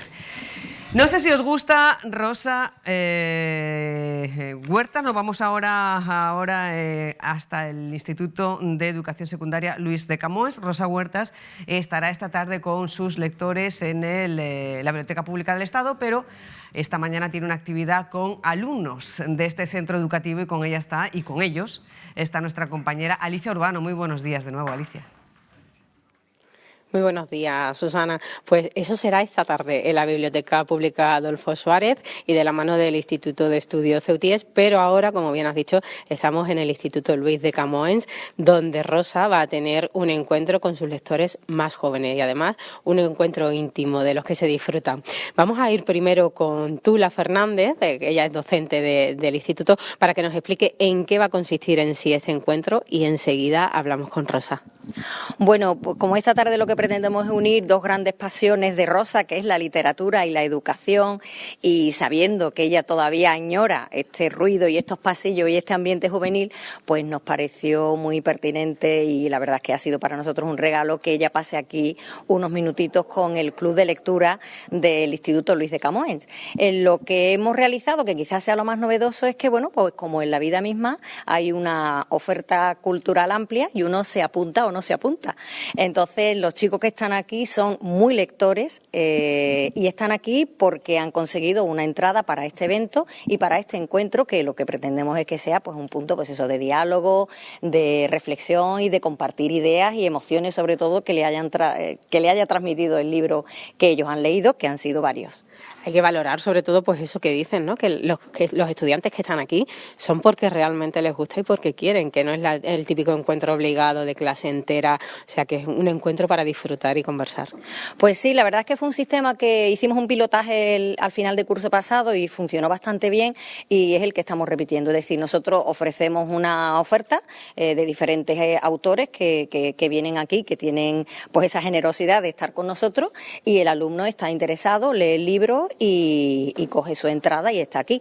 Muchos de ellos lo han leído, algunos no, algunos están todavía en ese trámite de la lectura, pero desde luego lo que sí podemos garantizar es que son muy lectores y que están aquí porque aprecian la lectura y aprecian a una figura tan relevante como la de Rosa Huerta. Tan relevante, una voz tan destacada en el panorama de la literatura infantil y juvenil, y bueno, yo es que quiero ya hablar con ella, Tula, si me lo permites, me voy con ella ya. Muchas gracias. Buenos días, Rosa, bienvenida a Ceuta. Buenos días, muchas gracias. Encantada de estar aquí, de conocer la ciudad que no la conocía. ¿Cómo afrontas este encuentro? Siempre me hacen mucha ilusión. Suelo hacer bastantes encuentros con lectores por muchos lugares de España y yo creo que es lo que más me gusta hacer. Poder compartir con los lectores lo que ellos han leído, lo que hay debajo de cada historia, que ellos te cuenten, ese intercambio de ideas y de opiniones siempre es maravilloso. Es lo que más me gusta. De todo el proceso de creación de un libro, siempre me pregunta, ¿qué es lo que más te gusta cuando estás escribiéndolo, cuando tienes la idea? Todo es fantástico, cuando por fin encuentras a alguien que te publica el libro, ¿no? O cuando tienes el libro en la mano. Todo eso es muy emocionante, pero lo mejor de todo, sin duda, es un momento como este. Poder compartir con los lectores eso que tú has escrito, desde luego, es lo mejor. Es un encuentro con los más jóvenes. ¿Qué papel crees que puede tener la literatura en la formación y en la educación de los jóvenes, sobre todo en inculcarles un pensamiento crítico, ¿no? Sí, eso es fundamental. De todas las actividades que podemos hacer, la que más nos ayuda a pensar y a reflexionar, sin duda, es la lectura, ¿no? Si estamos observando imágenes, no hace falta pensar nada, pero para leer es obligatorio pensar. Tienes que convertir esas letras sobre fondo blanco en una historia, en tu imaginación, y eso yo creo que es el mejor ejercicio que puede hacer un joven para desarrollar su inteligencia, su capacidad creativa y, sobre todo, su capacidad de reflexión y su espíritu crítico, como bien has dicho.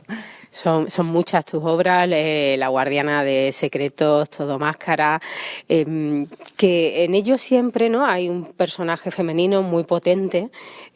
¿Cómo trabajas el enfoque de género en tu narrativa?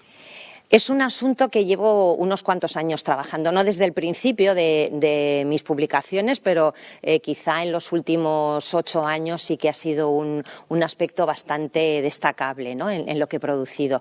Y sobre todo me he centrado en figuras un poco desconocidas, en escritoras que han pasado desapercibidas teniendo una obra fantástica, por ejemplo, para acercarlas a los jóvenes y también a los adultos. Mi última novela, que es La guardiana de secretos, es una biografía novelada de Carmen de Burgos, que es una escritora que tenía que estar en la lista de los autores del 98, que estuvo desaparecida durante mucho tiempo, sus obras prohibidas, y que está costando mucho reivindicar. Así que ese también es uno de mis objetivos, intentar sacar a la luz a autoras que han estado olvidadas de manera injusta. Como que en estos últimos años el tono es un poquito más feminista, ¿no? Podríamos decir, como usar la narrativa como una herramienta de cambio social. Sí, por supuesto, y es algo que siempre procuro que salga en mis encuentros con lectores, ¿no? Que ellos valoren de dónde venimos y dónde estamos ahora, y que no podemos dar pasos atrás de situaciones tremendas y de injusticia que se han vivido. Y eso me parece importante que ellos lo vean, que venimos de un pasado difícil y que no podemos regresar usar ese pasado difícil, que tenemos que seguir avanzando en igualdad en todos los aspectos y en todos los sectores sociales. Un mensaje fundamental. Hoy tienes un encuentro aquí con alrededor de medio centenar de alumnos. Te he escuchado antes que has llegado incluso a tener encuentros con 1000. ¿Cómo percibes tú el interés de la juventud por la cultura, por la lectura? Bueno, estos encuentros siempre suelen salir muy bien. Yo creo que ellos vean que los escritores somos personas de carne y hueso, porque cuando yo estudiaba literatura todos eran señores que se habían muerto hacía mucho tiempo. Pero aquí ellos pueden ver que es algo vivo, algo a lo que ellos se pueden acercar, que tengan referentes. A mí me costó mucho llegar a pensar que yo quería ser escritora, porque referentes de escritoras en mis libros de texto apenas había. Y que ellas tengan referentes, que ellos puedan compartir lo que han pensado, lo que han leído con alguien que lo ha escrito.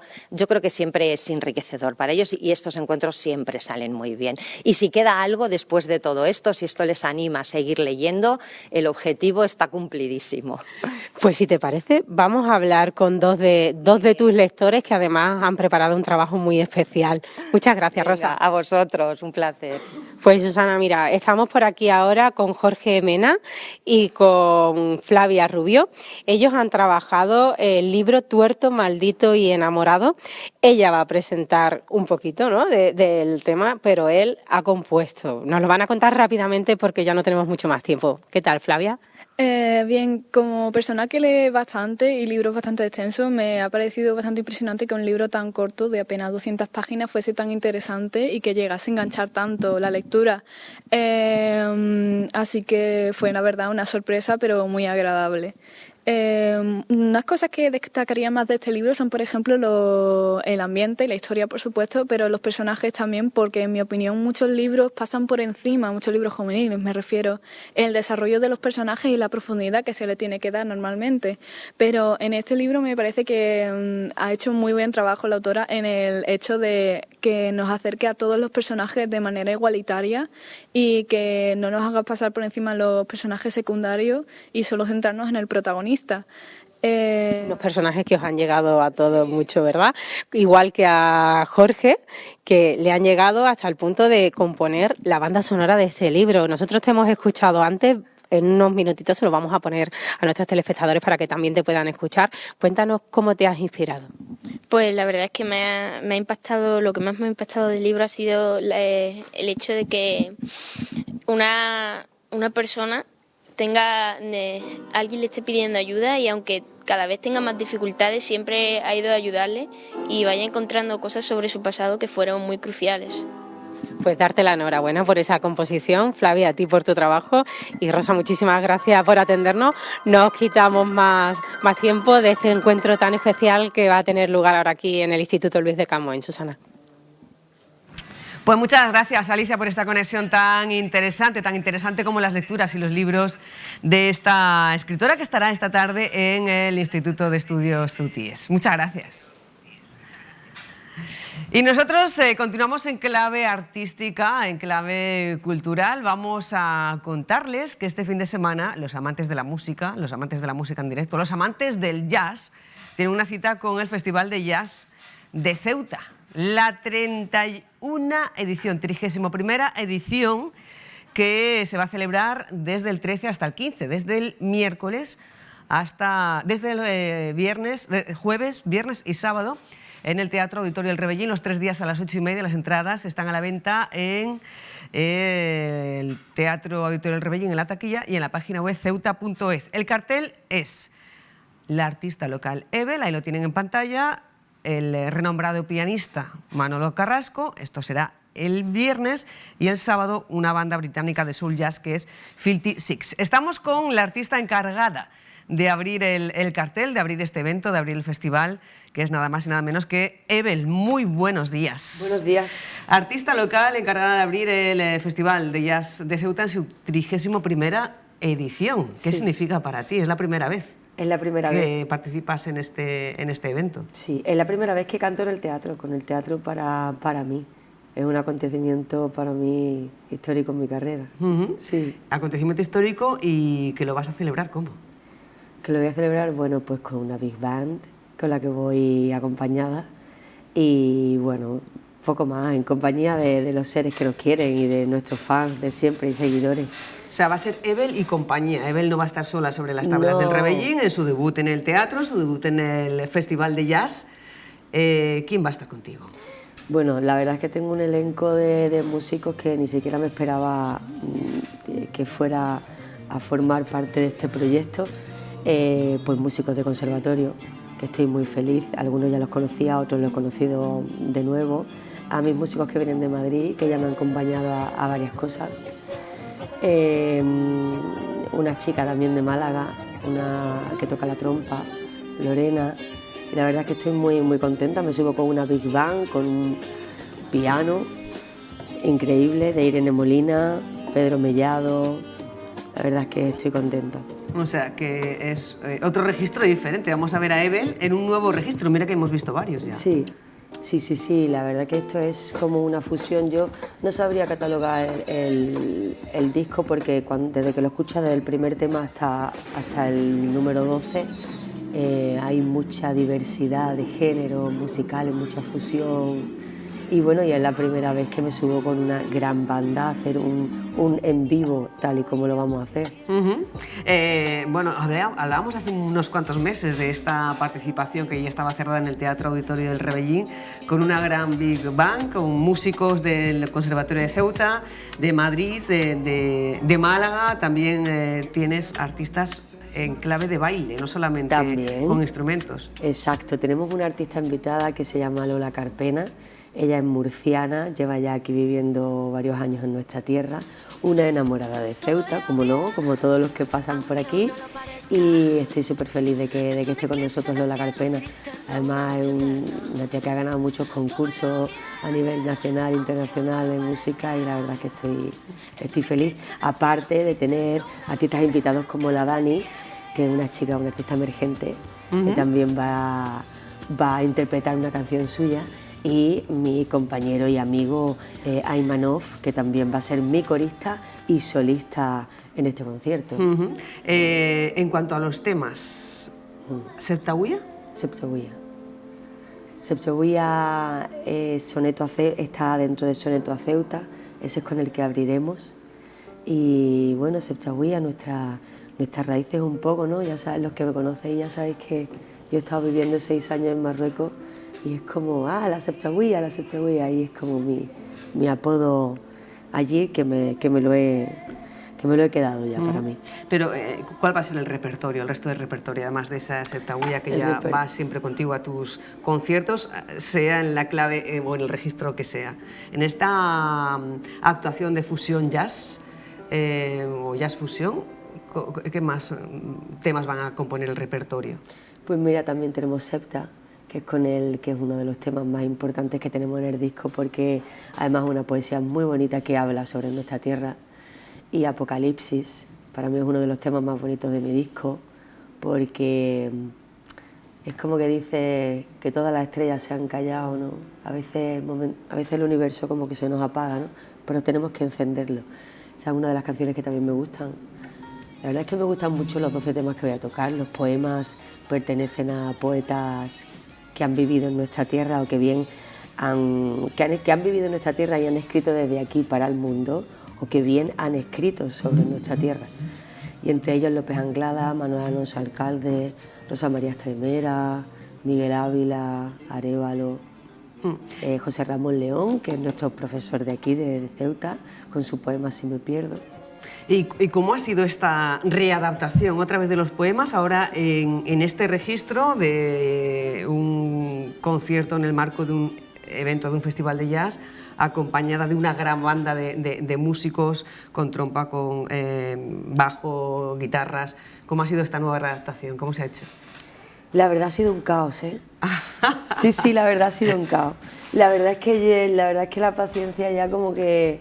es que hay mucha gente que mover, gente que viene de afuera, la disponibilidad que tenemos todos. Entonces, imagínate, el local de ensayo lo suficientemente grande como para que todos entremos. Pero bueno, hemos resuelto, porque al final somos gente muy competente, que amamos tanto nuestra profesión, pues bueno, lo hemos sacado adelante. Pero sí que ha sido un poco caótico al principio, pero Es como un tren del que ya no me quiero bajar. Ya no quiero bajarme de ese tren. Ha sido muy difícil, pero cómo va a sonar con todo este espectáculo en vivo. ¿Pero cómo va a sonar? Adelántanos algo. ¿Cuál es la diferencia entre escuchar un Setahuía en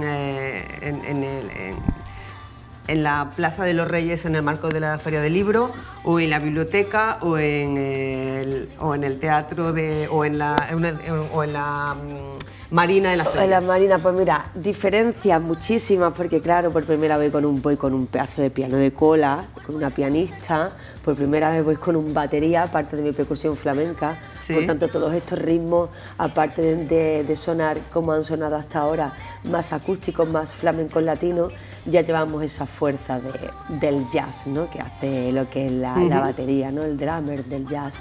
Y llevamos un laúd que va a hacer una fusión increíble entre la mezcla, pues, de lo árabe y de lo nuestro, ¿no? De esta cultura que tenemos tan peculiar en nuestra tierra, ¿no? Esa mezcla, ¿no?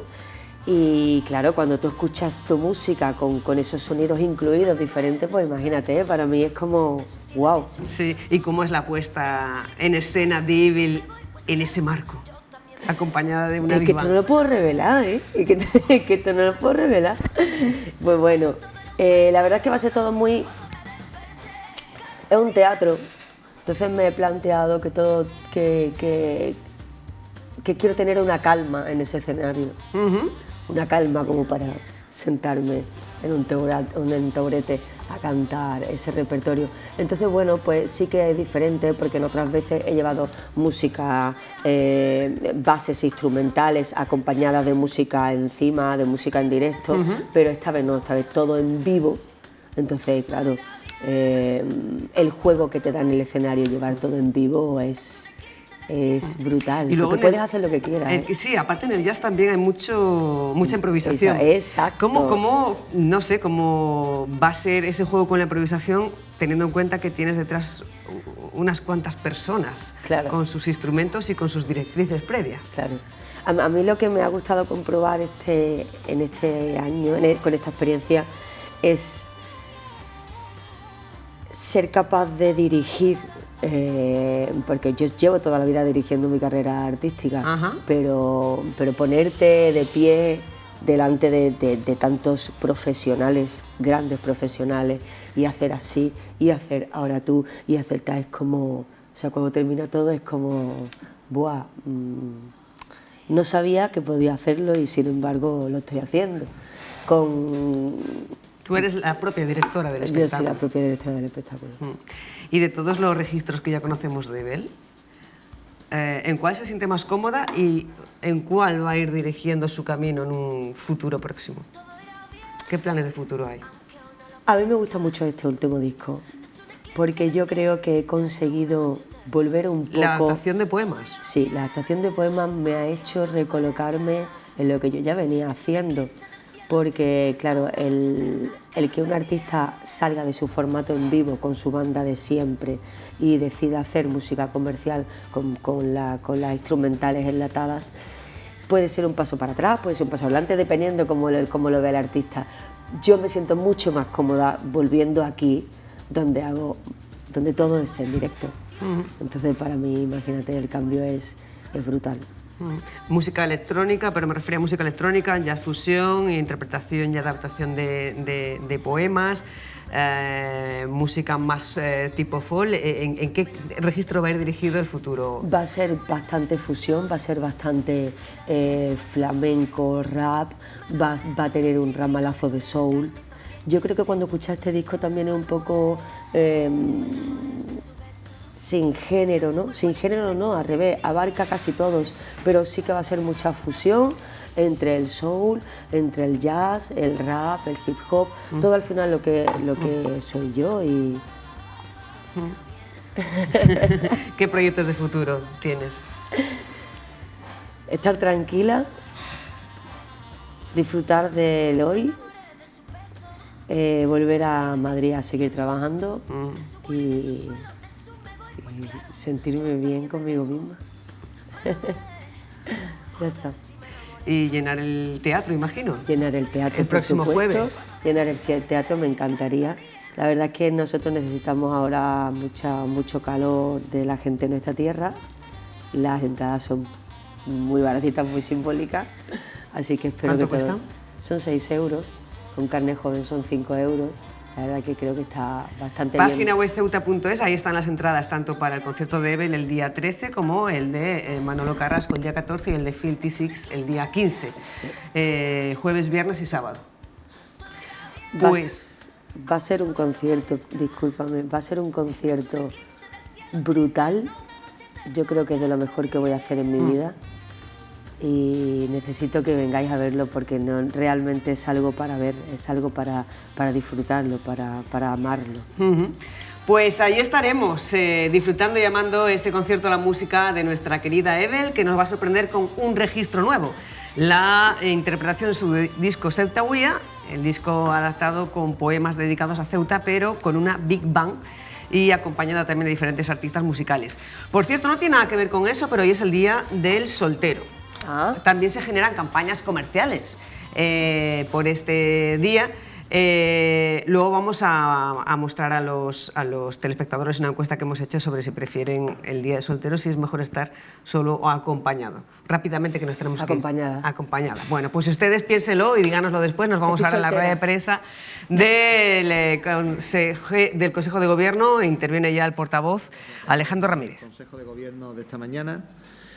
La Consejería de Urbanismo y Transporte ha aprobado licencia de implantación de bar cafetería. Decir que esta actividad tiene calificación de molesta aplicando las medidas correctoras previstas en el RAMING y tras los informes favorables de Industria y Energía y conforme a la normativa vigente continúa por la tramitación para la pertinente licencia de apertura. La Consejería de Presidencia y Gobernación se ha concedido a la Fundación Márgenes y Vínculos la cantidad de 43.749 euros en concepto de subvención nominativa para el desarrollo y ejecución del programa Evaluación, Diagnóstico y Tratamiento a niños y adolescentes víctimas de violencia sexual en la ciudad de Ceuta, bajo los estándares de calidad del modelo Barnahus. Esta fundación cuenta con más de 2 décadas de experiencia en asistencia integral y desde 2022 pertenece a la red europea Barnahus ProMais. La Consejería de Sanidad y Servicios Sociales ha aprobado en el Consejo de Gobierno una adenda al convenio de colaboración suscrito con el Colegio Oficial de Veterinarios de Ceuta por valor de 44.000 euros para completar el proyecto de campaña ordinaria para un entorno One Health and One Welfare en nuestra ciudad, en el ámbito de los animales de compañía, mediante la esterilización de felinos comunitarios, vacunación antirrábica de los mismos, tras la identificación por microchip y su registro en el Sistema de Identificación de Animales de Ceuta, el SIACE. También, por parte de esta consejería, se ha aprobado la inclusión en el presupuesto de gastos del ejercicio 2026 la cantidad de 47.251 euros en concepto de prórroga del contrato del Servicio Auxiliar de Información y Mantenimiento del Tanatorio Municipal. Y, por último, se ha aprobado el contrato relativo al servicio de ayuda a domicilio para el apoyo específico de las necesidades de conciliación del plan corresponsable por valor de 732.270 euros. Además de los diferentes acuerdos, también la consejera del área ha informado que el Boletín Oficial de la Ciudad ha publicado en su edición de hoy la convocatoria de ayudas económicas para familias con hijos menores de edad con trastorno de espectro autista, TEA, destinadas a terapias para autismo. Decir que estas ayudas tienen un importe de 150.000 euros en la convocatoria y podrán solicitarse desde mañana miércoles día 12 hasta el próximo día 25. La ayuda que se concede tiene un pago único de 200 euros con el que se sufragarán terapias para atender las necesidades específicas de los menores. Pues bien, estos, como digo, han sido los asuntos que se han tratado en el Consejo de Gobierno de hoy y quedo a disposición de los medios para cualquier pregunta. Gracias.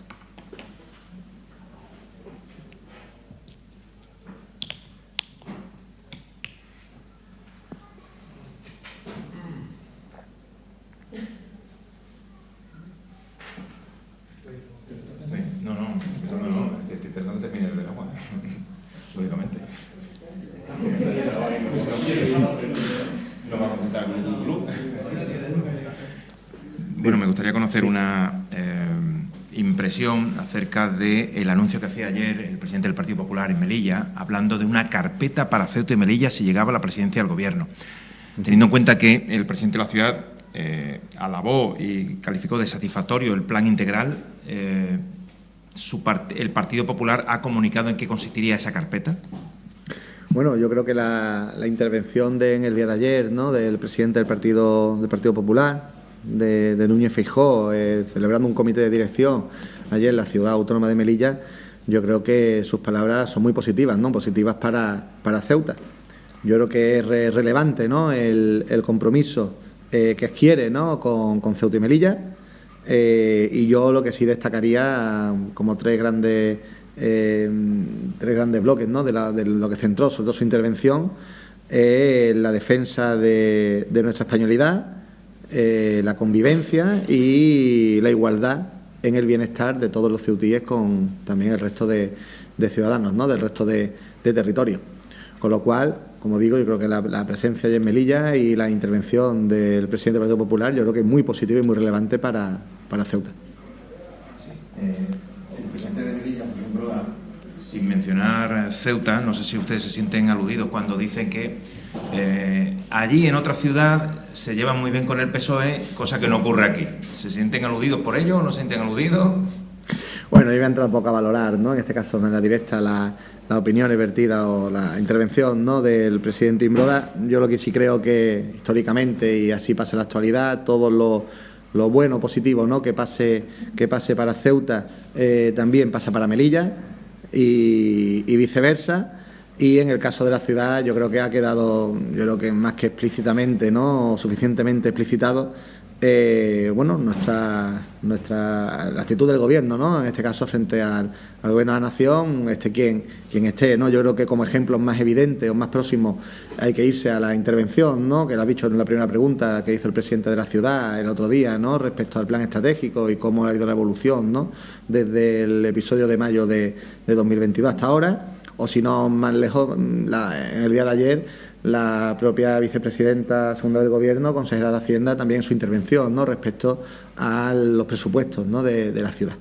Yo creo que no voy a entrar en valorar las palabras, en este caso, del presidente de Melilla, pero bueno, esa es nuestra postura, ¿no?, de este Gobierno, así ha sido siempre y así continuará.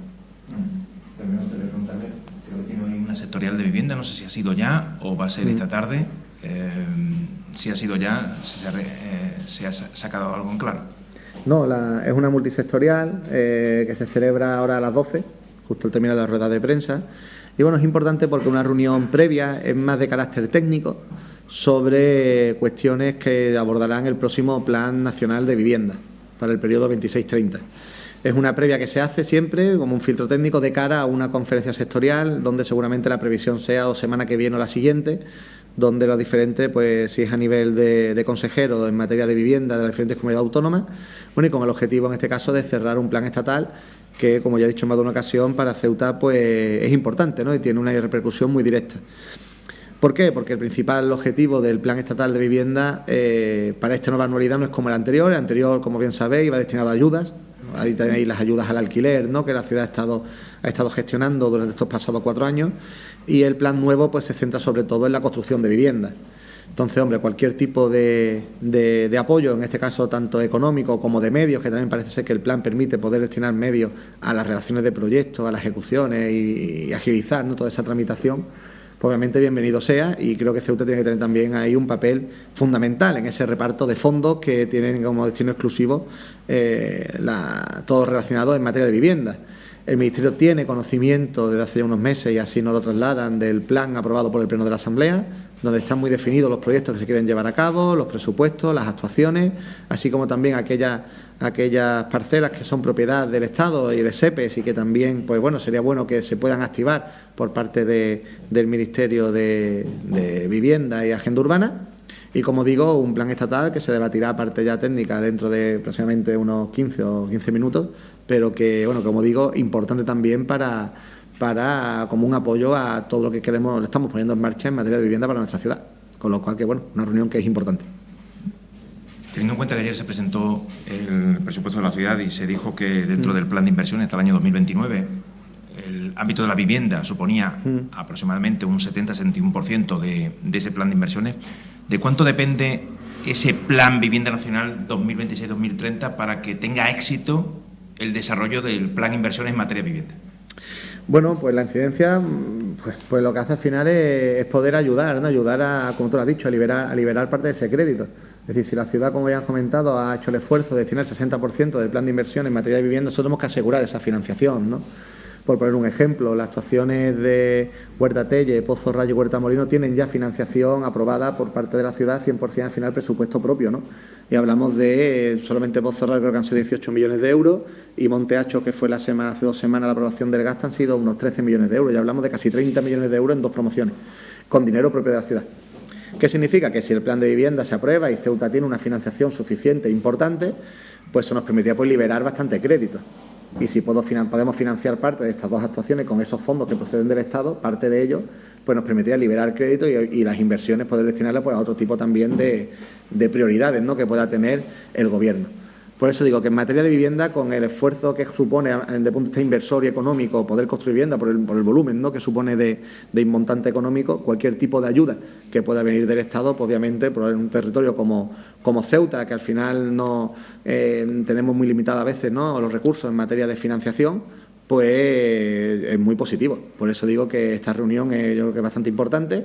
Es importante que se puedan fijar también ahí el reparto de fondos que sea suficientemente también suficiente para poder atender nuestras necesidades, que es ese plan de vivienda ahora mismo de la forma más inmediata.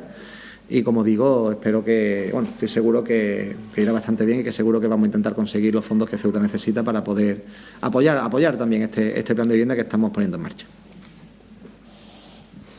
Buenos días, consejero. A mí me gustaría preguntarle por en qué momento se encuentran las obras del centro de crisis de 24 horas.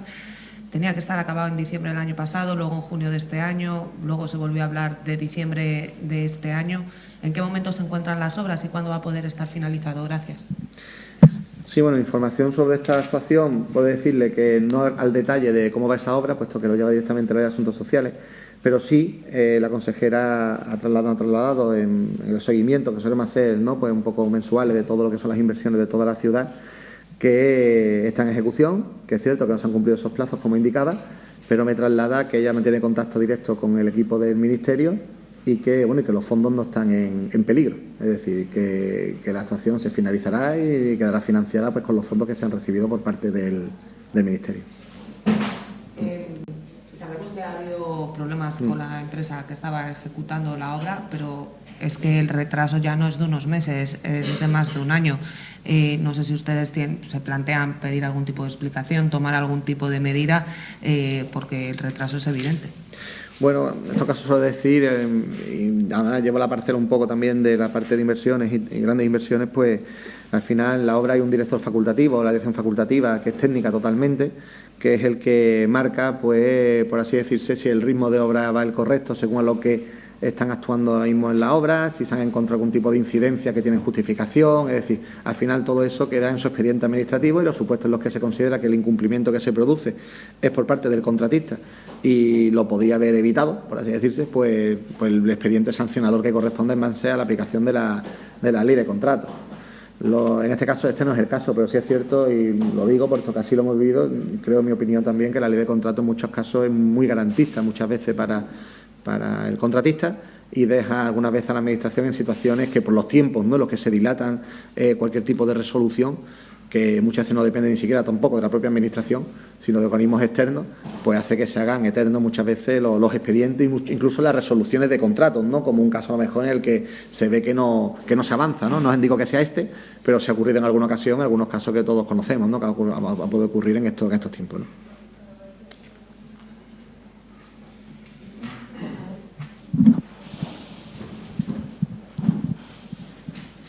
Hola, buenos días. Buenos días. ¿Con qué grado de tranquilidad afronta el Gobierno el debate del proyecto de presupuestos del próximo miércoles? ¿Le dan los votos? Bueno, yo creo que ayer también la consejera explicó un poco al detalle, ¿no?, un poco más con más detalle todo lo que ha sido el proceso, ¿no?, la fase en la que estamos, que fue la aprobación en el Consejo por el Consejo de Gobierno, que es el paso inicial de cara al Pleno. Me reiteró también en sus palabras, ¿no?, de que, como es de costumbre, el Gobierno ha negociado el presupuesto, está negociando el presupuesto prácticamente con todos los grupos políticos, a la excepción de Vox, puesto que tenemos marcada una serie de líneas las cuales no vamos a sobrepasar. Y bueno, y atendiendo y negociando, que es la única manera, como digo, con todos los miembros al final de la Asamblea, ¿no? Y todos los grupos. Nosotros estamos convencidos de que la intención, como es de otra manera, es que el presupuesto pueda estar aprobado antes de finalizar el año y que a 1 de enero empecemos a ejecutar un presupuesto nuevo que al final garantiza sobre todo pues la estabilidad, ¿no? de esta ciudad, puesto que el presupuesto, en los casos como son los ayuntamientos, son una herramienta fundamental. En el Gobierno central llevamos 4 años sin presupuesto, pero tienen mecanismos distintos, ¿no? Pero en un ayuntamiento es algo que es esencial y fundamental. Entonces yo estoy convencido que obviamente el presupuesto saldrá adelante, como no cabe duda.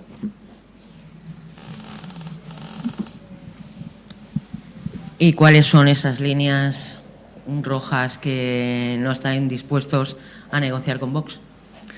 Bueno, yo creo que es una cosa que ha quedado ya más que patente, ¿no? En todos estos años, ¿no? Yo creo que el discurso que Vox sigue de manera continua en los plenos de la Asamblea, al final es una cuestión que lo que buscan solamente es dividir a la sociedad, dividir a los ceutíes, y obviamente por razón de su credo o su religión, y eso es una cuestión que este Gobierno no está dispuesto, primero que no va a permitir, y segundo, por tanto, no estamos dispuestos a cruzar esa línea roja en ningún momento, ¿no? De ahí, como dijo, insisto, como trasladó la consejera ayer, pues no ha habido ni siquiera intención de negociar los presupuestos de la ciudad. Pues muchas gracias. Gracias.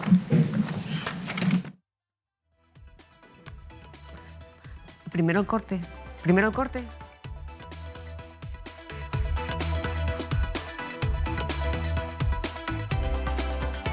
Bueno, pues hasta ahí esa intervención, esa rueda de prensa del portavoz del Gobierno local, Alejandro Ramírez, tras la reunión semanal entre el presidente Vivas y sus consejeros. Estamos llegando al tramo final de esta conexión y también queremos contarles lo que decía el presidente de la Conferencia Episcopal Española, Luis Argüello, que reconoce con dolor que el hecho de que el Vaticano haya abierto una investigación sobre el obispo de Cádiz y Ceuta, Rafael Zornoza, concede una verosimilitud a la acusación de abusos sexuales a un menor que se formula contra él, pero al mismo tiempo ha pedido respetar la presunción de inocencia. La valoración personal que yo hago siempre es de dolor ante un acontecimiento así, ¿no? El hecho de que la Santa Sede haya iniciado la investigación es que concede una verosimilitud a la acusación, pero al mismo tiempo hay que contar con la presunción de inocencia, que es una base de nuestro propio sistema jurídico, civil y social, ¿no? Para que, conociendo la verdad, y por eso nuestro deseo de colaboración, que lógicamente ha de ser una colaboración de las diócesis, de la diócesis implicada, la Conferencia Episcopal como tal no lo está, ¿no? Pero sí, en todo caso, siempre podemos colaborar, ¿no? A la hora de que esta colaboración ayude al conocimiento de la verdad, a la reparación de la víctima si se confirma que ha sido objeto de unos abusos y, en todo caso, al acompañamiento de todas las personas afectadas. Pues ya sí, hasta aquí llega esta conexión con la actualidad local en directo, que vuelve mañana, como siempre, aquí a la televisión pública a las 10 de la mañana. Y nos vamos con Jorge Mena y la actuación que ha hecho con motivo de la actividad que han llevado a cabo con la escritora y periodista Rosa Huertas. Con esta actuación de piano les dejamos. Que pasen muy buena tarde. Hasta mañana.